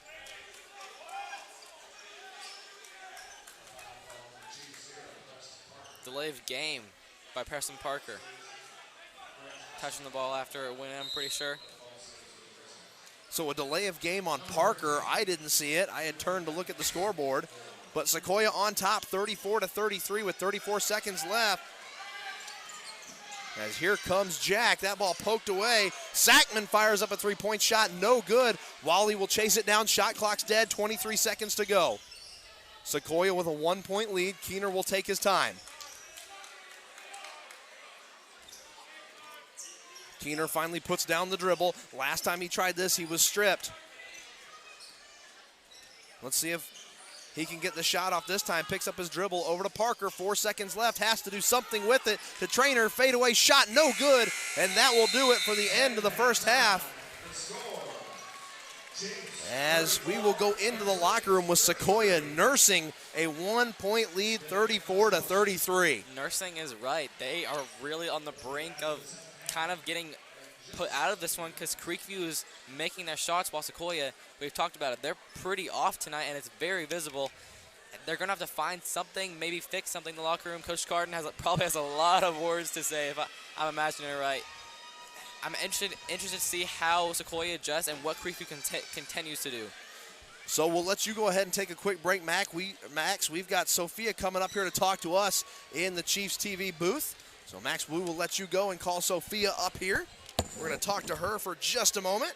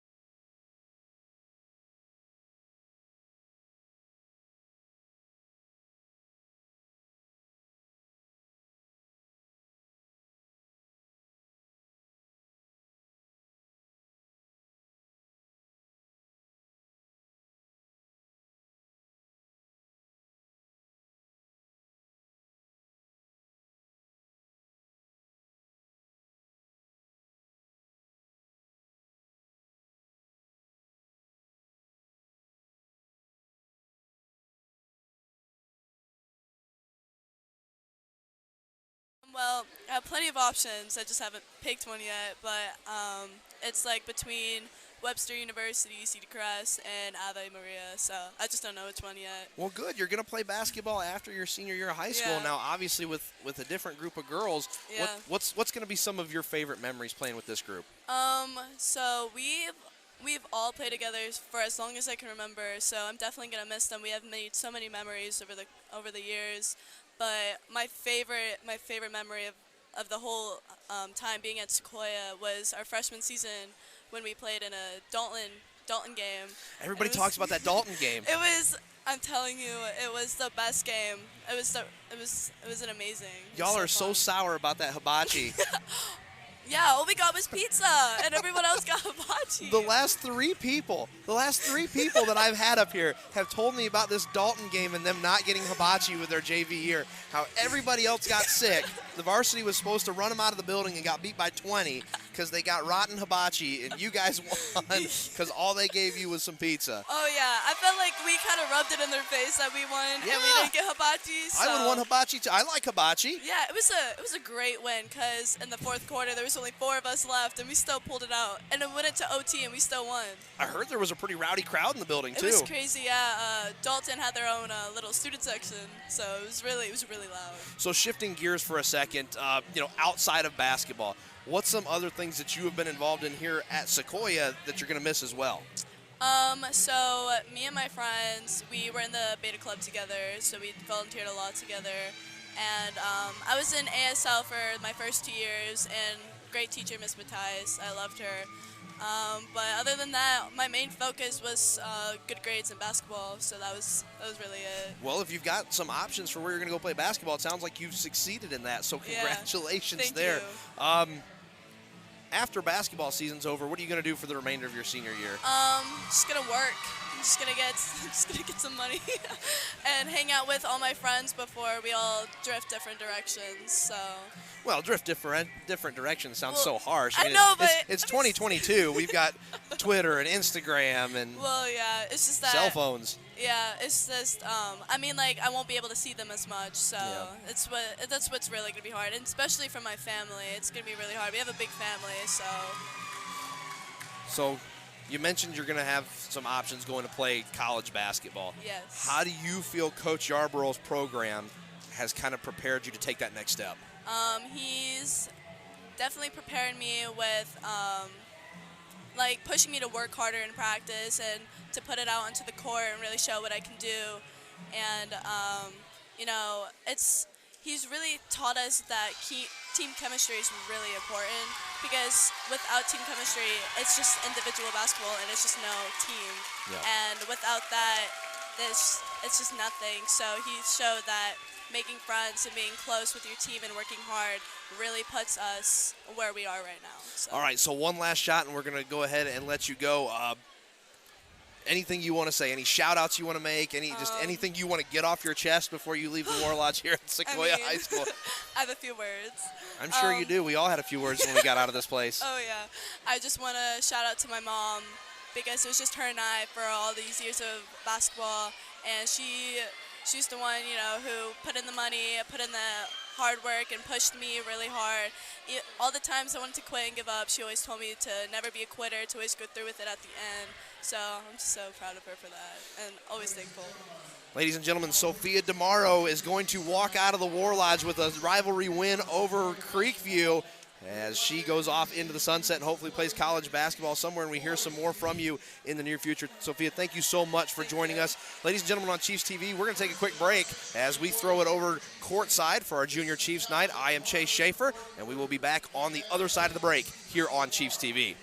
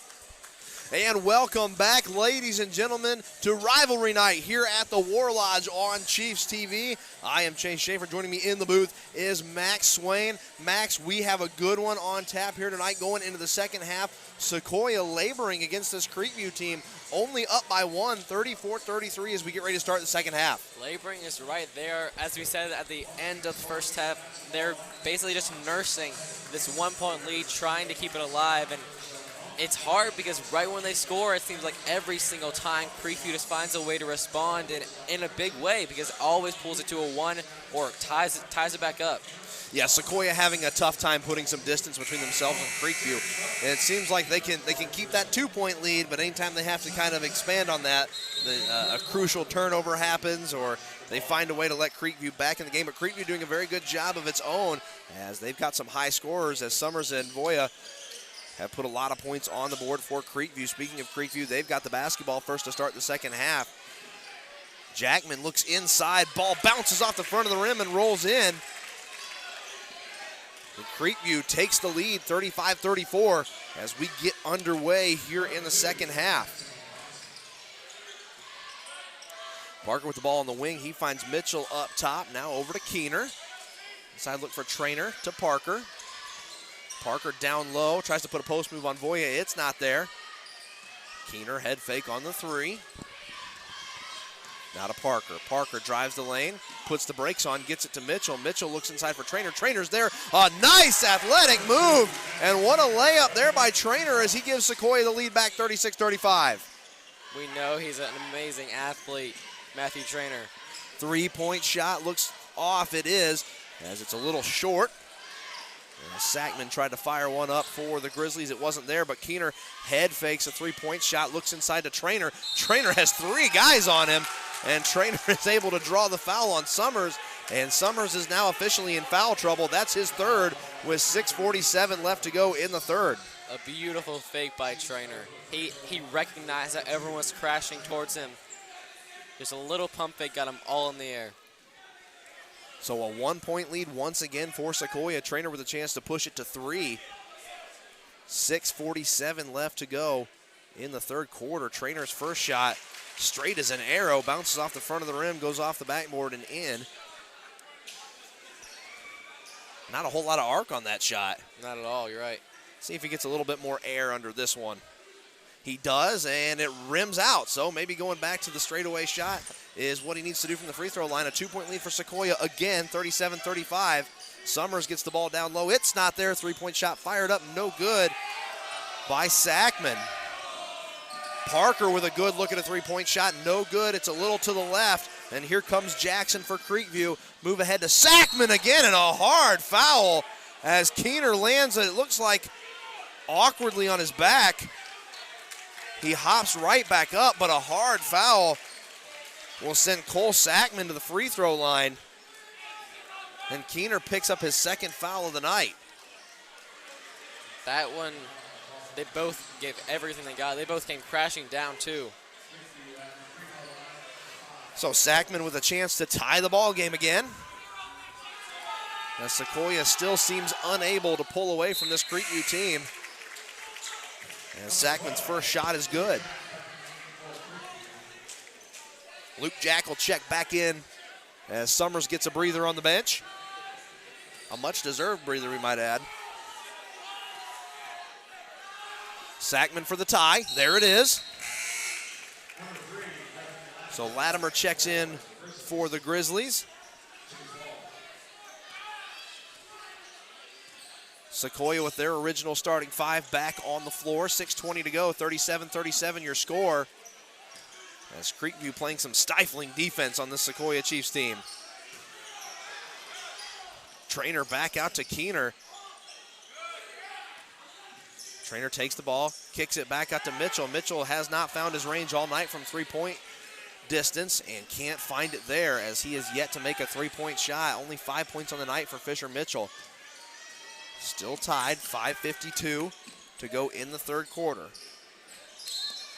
Jackson's pass intended for Voya, poked out of bounds.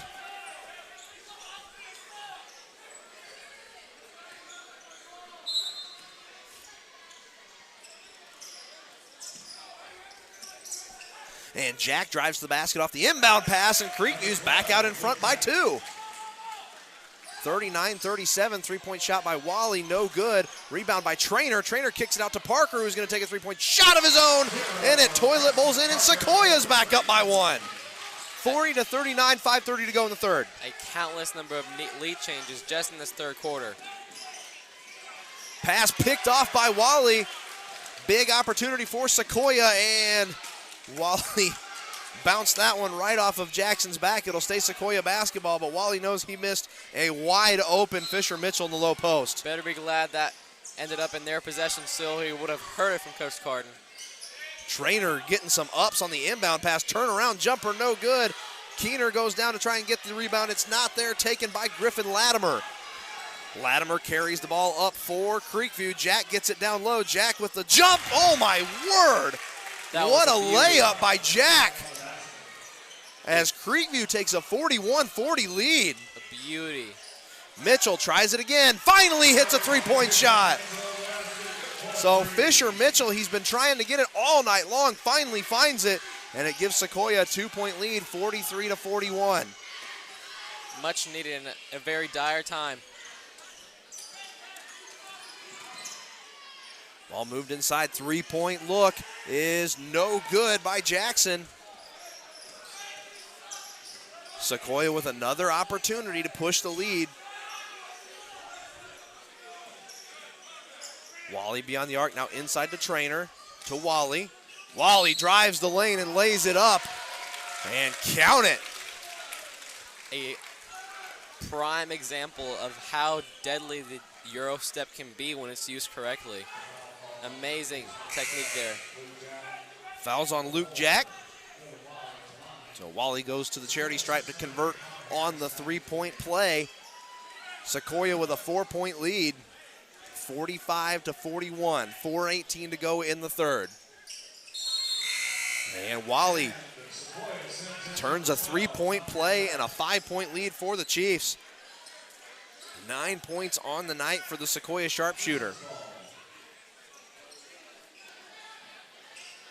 This is one of the things that you worry about, Max, with a sharp-shooting team, is sometimes the shots don't always fall, and what can you do outside of shooting from beyond the arc? I think Sequoyah has shown that they can do more things than just that here tonight. Yeah, for most sharpshooting teams, it's either feast or famine, but Sequoyah definitely has proved that they can do it from a lot of different locations. Seth Jack pulls Creekview back to within 3:55 to go in the third quarter. Wally, inside look to Mitchell. Mitchell lays it up, no good. Ball comes down, taken by Voida for Creekview. A one-possession game.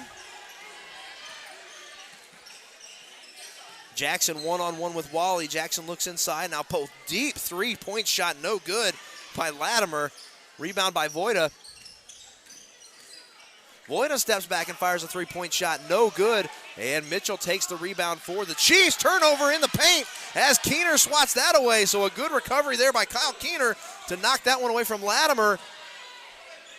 And Mitchell tries another one, no good, but a long rebound goes to Wally, who lays it up and in. Sequoyah starting to heat up with a 5-point lead, 48-43, 3 to go in the third. Luke Jack loses the ball but picks it up. As he recovers, Voya comes up top as Jackson waves him off. Jackson one-on-one with Keener. Now Voya comes back up top. He'll fire a three-point shot. No good, and Fisher Mitchell with the rebound for Sequoyah. Keener takes the ball, moves it ahead. Gillette now gives it back to Mitchell. Mitchell fires up a three-point shot, and Fisher Mitchell is starting to get hot. And the perfect time, too. Lead now up to 8, one of the largest for the Chiefs, if not the largest, probably. 51-43. 2:20 to go in the third quarter. Now we're starting to see those Sequoyah Chiefs that we know show up. Three-point shot is short by Seth Jack. Ball out of bounds. Sequoyah with an 8-point lead. 2:12 to go in the third quarter. Oh, easy there, Connor Harris. Harris almost walked in bounds before passing the ball. Gillette with the basketball. He'll go one-on-one with Latimer. Wally ends up with it, and another long two-point shot. That has to be banned in some places. That is too unfair. Dylan Wally puts Sequoyah up by double digits, finally 53-43. Let's see if Creekview can bounce back as Jackson with a nice move in the paint. It's not there on the shot. Jack has it down low, but Jack is fouled by Parker. Yeah, Jackson has had some physical drives, some great moves to the basket, just hasn't been able to finish in a majority of those drives. Foul will be on Harris, not Parker. So 53-43 your score. It felt like this was going to be a back and forth game till the end, Max, as neither team could stretch the lead out.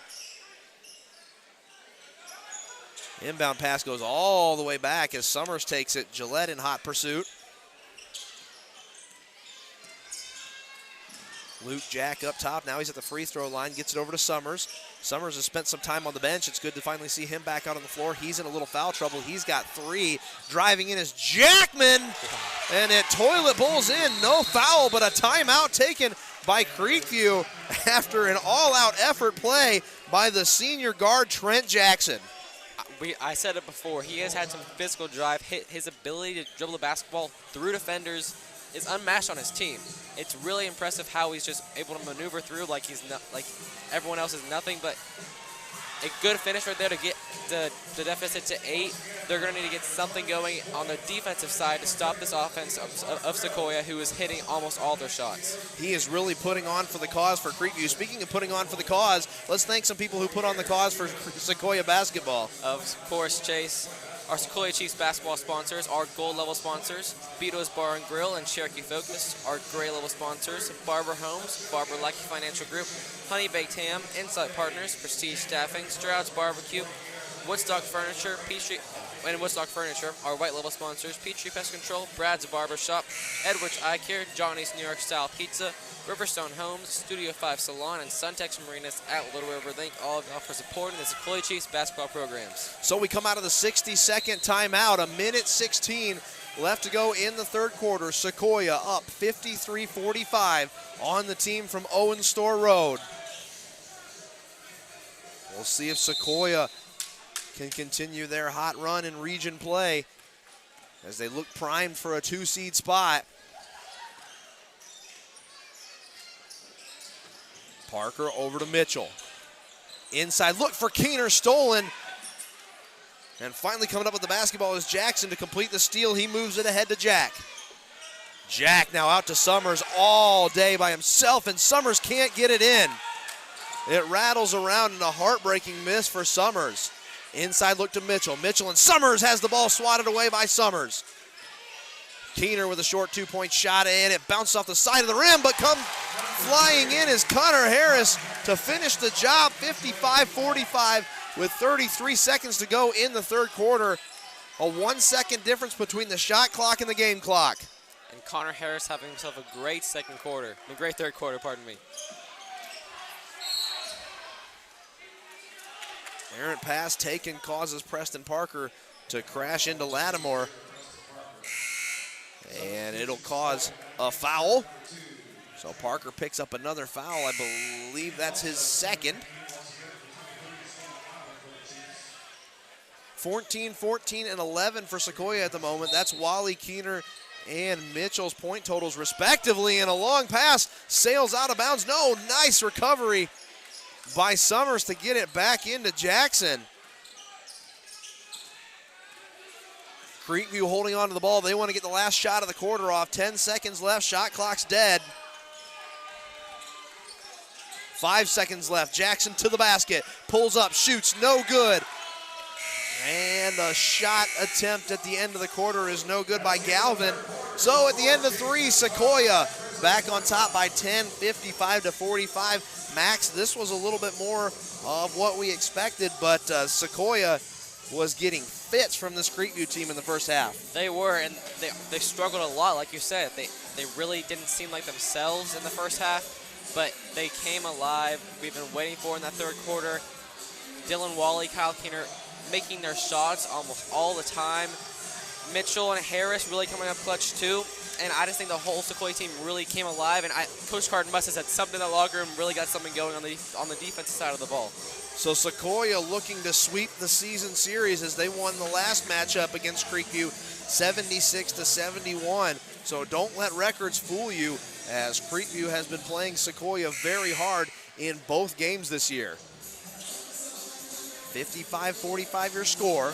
10 points doth not a lead make. We've still got 8 minutes of basketball left to go. A lot can happen in 8 minutes. And as hard as Creekview is playing, it is not unreasonable to think that they can't come back into this one. Especially in a rivalry game. Anything can happen.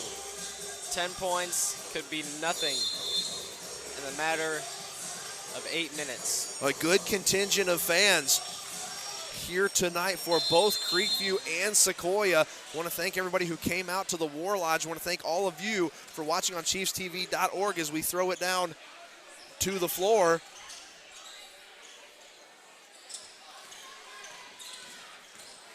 Galvin with the ball, looks inside for Fisher Mitchell.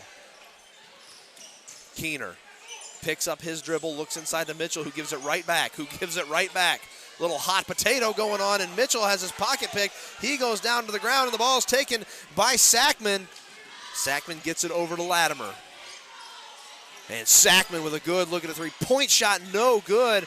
And Creekview is going to have to start making those wide open looks if they want to start getting back into this ball game. 7:20 left to go in the fourth quarter. Mitchell gets it over to Keener. Keener with a floater goes off the backboard and in.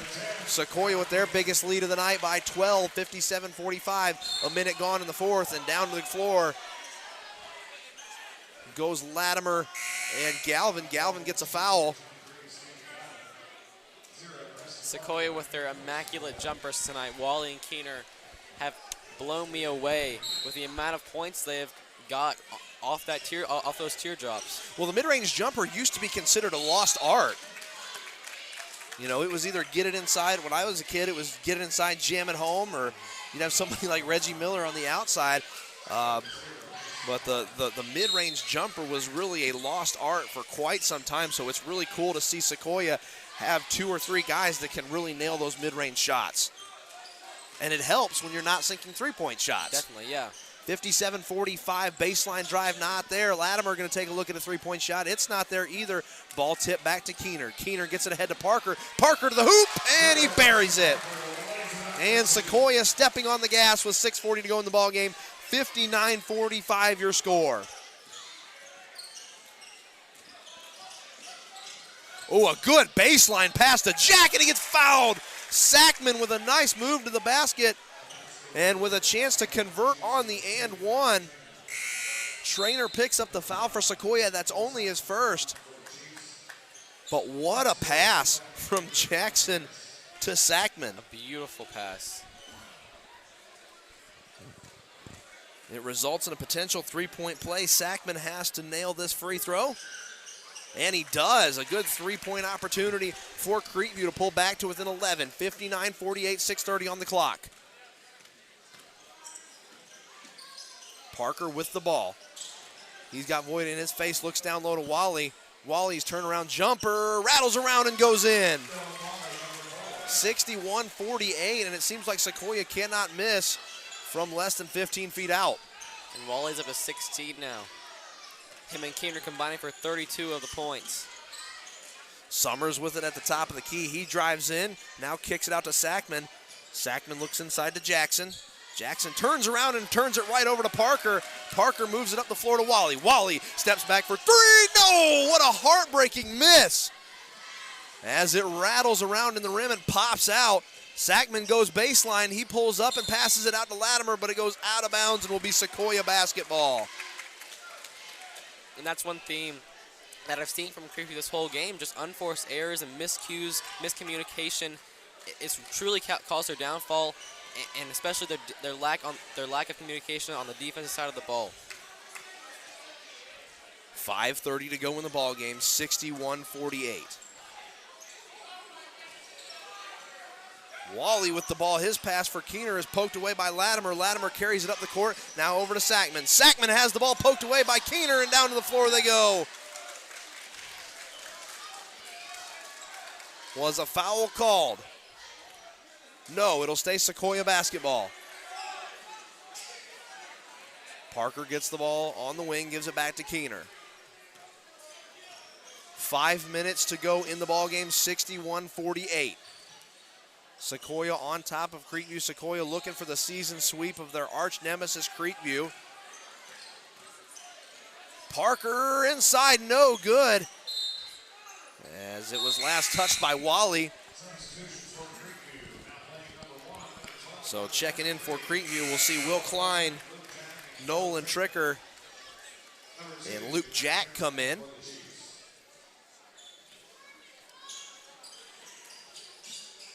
(61-48), 4:50 to go in the fourth.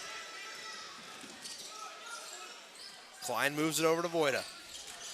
Voida dribbles in, pulls up, too long on the shot. Keener is able to pull down the rebound, but he had a lot of company all over him. Fisher Mitchell for three, no good as it's short. It goes off the front of the rim. Now to Keener. Keener with a nice behind the back dribble, drives to the lane, and it rolls in. What a move by Kyle Keener. 63-48 your score, 4:19 to go in the fourth. The move was one thing, but the ability for that shot to fall, that was magical by Kyle Keener, and he's up to 18 now. That was a moonshot of a layup. Exactly. Jackson goes in, pulls up, it's not there, and the shooting woes continue for Creekview as the guns have gone silent here in the second half for the Grizzlies. It's been truly all Sequoyah in this fourth quarter and basically second half. So a timeout taken by Coach Carden, and we're going to take time out of our broadcast to thank some sponsors. Of course, Chase. Our Sequoyah Chiefs basketball sponsors, our gold level sponsors, Beato's Bar and Grill and Cherokee Focus, our gray level sponsors, Barber Homes, Barber Lackey Financial Group, Honey Baked Ham, Insight Partners, Prestige Staffing, Stroud's Barbecue and Woodstock Furniture, and our white level sponsors, Peachtree Pest Control, Brad's Barbershop, Edwards Eye Care, Johnny's New York Style Pizza, Riverstone Homes, Studio 5 Salon, and Suntex Marinas at Little River. Thank all of y'all for supporting the Sequoyah Chiefs basketball programs. So Sequoyah trying to improve to 16-5 overall and 7-3 in the region. They're currently in third in the region, but they do have, I don't want to say the toughest part of their schedule behind them, but they have played a lot of really good basketball teams in their region, in a region that's very top-heavy. Definitely. I mean, Centennial's good, Chattahoochee's good, River Ridge is obviously very good, and Sequoiah's good. So we'll see how Sequoyah finishes down the stretch, but definitely in line for a playoff game for these Sequoyah Chiefs. Creekview wants to improve to 9 wins and avoid falling to 13 losses, only 2 region wins and 7 region losses. Good inside move to Wally. Wally goes to the basket and misses. Ball goes out of bounds. It will stay Sequoyah basketball. 63-48 your score with 3:43 left to go in the ball game. Trainer takes the basketball, gets it over to Parker. Parker to Keener. Now down to the corner for Trainer. Trainer back up top to Keener. Wally fires a three-point shot of his own and buries it. And Sequoyah starting to put it on cruise control, 66-48 with 3:20 to go in the ball game. And Wally now up to 19. Him and Keener really supplying the scoring right now. Tricker fouled going to the hoop, so he will go to the charity stripe as Parker picks up his third.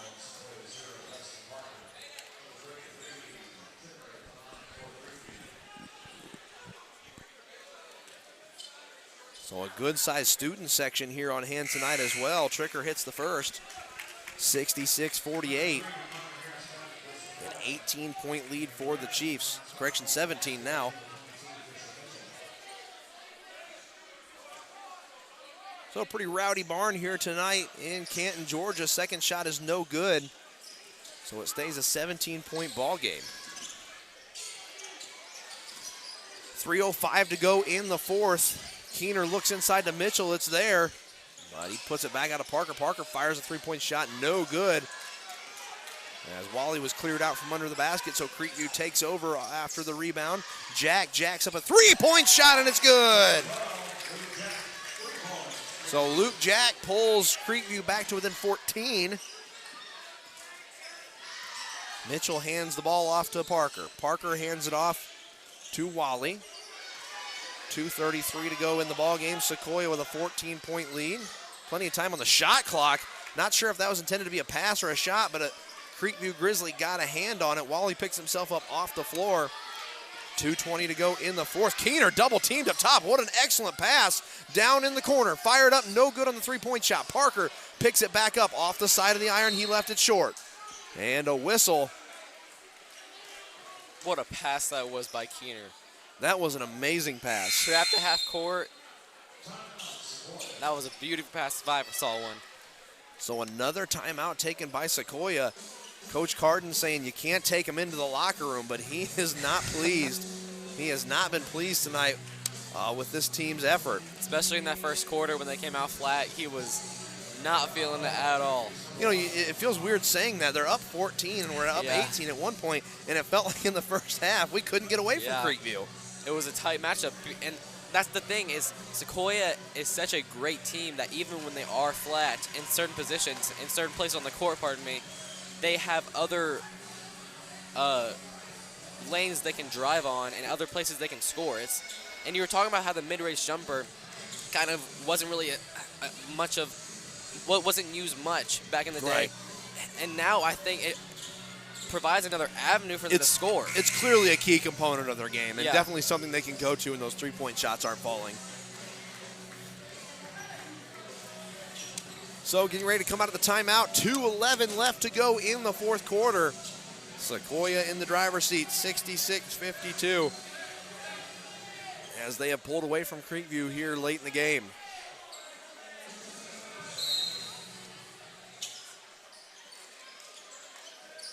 A good rivalry night win might be in the cards for the Chiefs as they're looking to sweep the night between girls and boys basketball.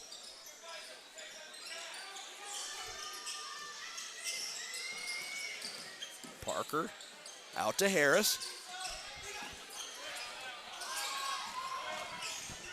Keener trying to get inside. He can. And Wally with an awkward shot gets it off before the shot clock, but Creekview with the rebound. 1:43 to go in the ball game. And Jack head fakes, drives in, and misses the two-point shot. Goes back to the rim, loses the ball. Picked up, no good again. As Tricker tried to put it away, it wasn't there. Keener picks it up for Sequoyah. Heavy defense and a foul called on Trent Jackson, who almost looked like he was going to get away with a steal on Keener. He's obviously frustrated. Thought he got away with one there. It's only his second. 1:26 left to go in the ball game. Sequoyah student section starting to give them what for? A 14-point lead. Keener carries the ball across half court. Parker looks inside, now kicks it out to Mitchell, who head fakes and holds on to the basketball. And Coach Carden will take his second to last time out with 1:14 left to go.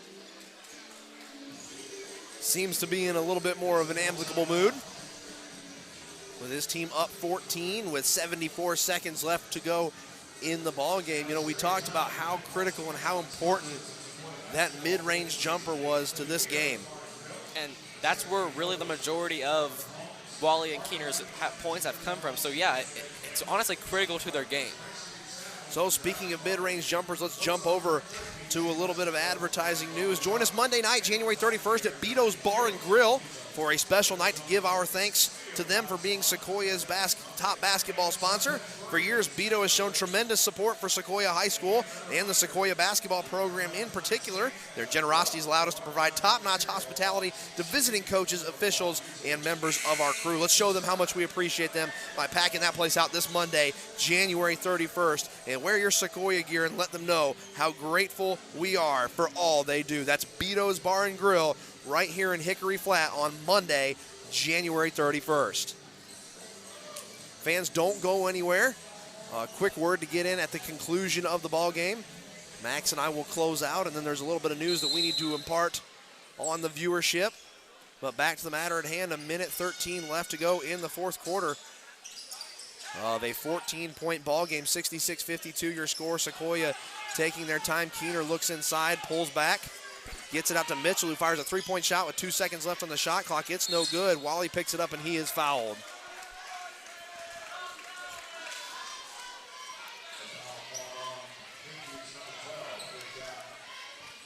The student section getting riled up at the foul. And it sounds like they're ready to get home and presumably do their homework and be back in time for school tomorrow.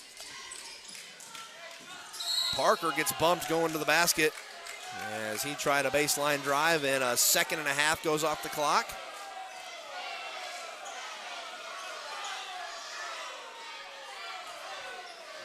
And that stirs up the student section again.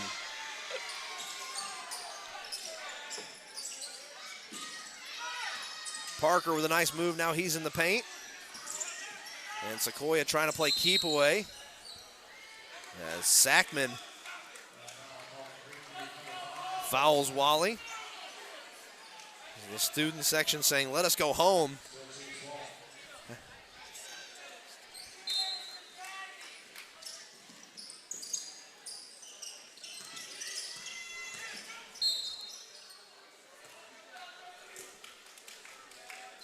So if you happen to be in the building or catch a glimpse of one of our Chiefs TV members, give them a shout out for their snazzy new t-shirts, brought to us complimentary of Brad's Barbershop. Brad's Barbershop, a sponsor of Sequoyah Chiefs basketball. Not only a sponsor of Sequoyah Chiefs basketball, but kindly provided a donation to buy our Sequoyah TV, or our Chiefs TV crew, some brand new shirts. So thank you, Brad's Barbershop, for your kind contribution to the program. 45.6 seconds left, and Parker makes a kind contribution to the basket to put Sequoyah up by 16 points, 68-52 your score.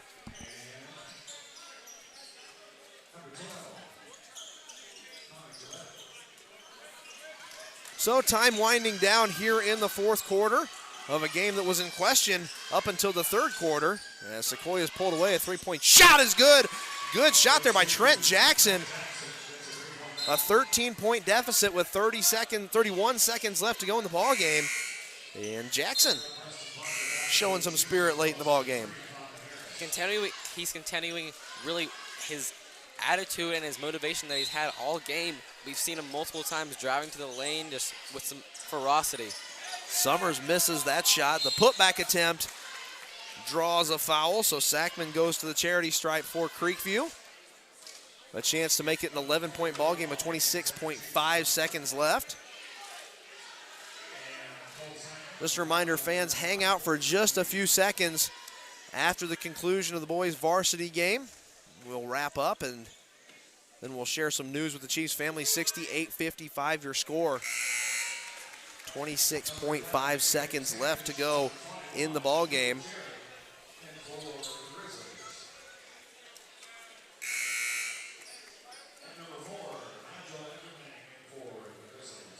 Agumang checking in for Creekview as Summers heads to the Pine.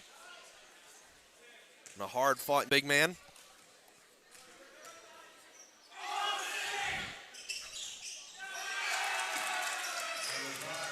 (68-56) after the miss. 20 seconds left to go. There is no shot clock. Trap on the baseline, and Keener is taken to the ground as Sandridge will be the guilty party. 16.6 seconds left.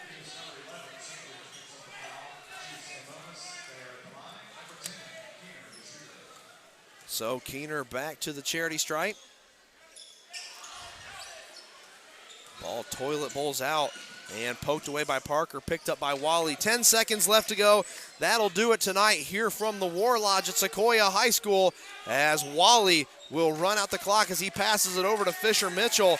And Sequoyah sweeps the evening, both boys and girls, as the Chiefs win by a final score of 68-56. Max, we were not sure if Sequoyah was going to pull away from Creekview, but they turned on the afterburners halfway through the third quarter and carried it home to a 12-point win. That's exactly right. They really came alive. Wally started constantly hitting that mid-range jumper along with Keener. They had more than 40 combined. A great performance by the Chiefs in that second half. Yeah, 19 points by Wally, 18 points by Keener, and a solid 11 by Fisher Mitchell. You know, that mid-range jumper was rocking for Sequoyah all night. They did a fantastic job of finding a different way to score points whenever the three-point shots weren't falling. Yeah, and that's what really got them the lead that they had. In the beginning, we knew that shots weren't falling everywhere, and that's really what caused them to get behind because they didn't have many avenues to score. But after that, it was all Chiefs from the get-go. So a little announcement real quick at the conclusion of this ball game. Chiefs family, when I started with Chiefs TV 2 years ago, my intention was always to help and train the younger generation to essentially take my job. The goal was for Chiefs TV to make tremendous strides and to create a foundation these young people could use to succeed. We reached 1,000 subscribers on our YouTube channel, Chiefs TV. We want to thank all of you for that. You had a huge part in that. I believe we achieved those goals that I've set out to achieve here at Chiefs TV. And for that reason, after basketball season,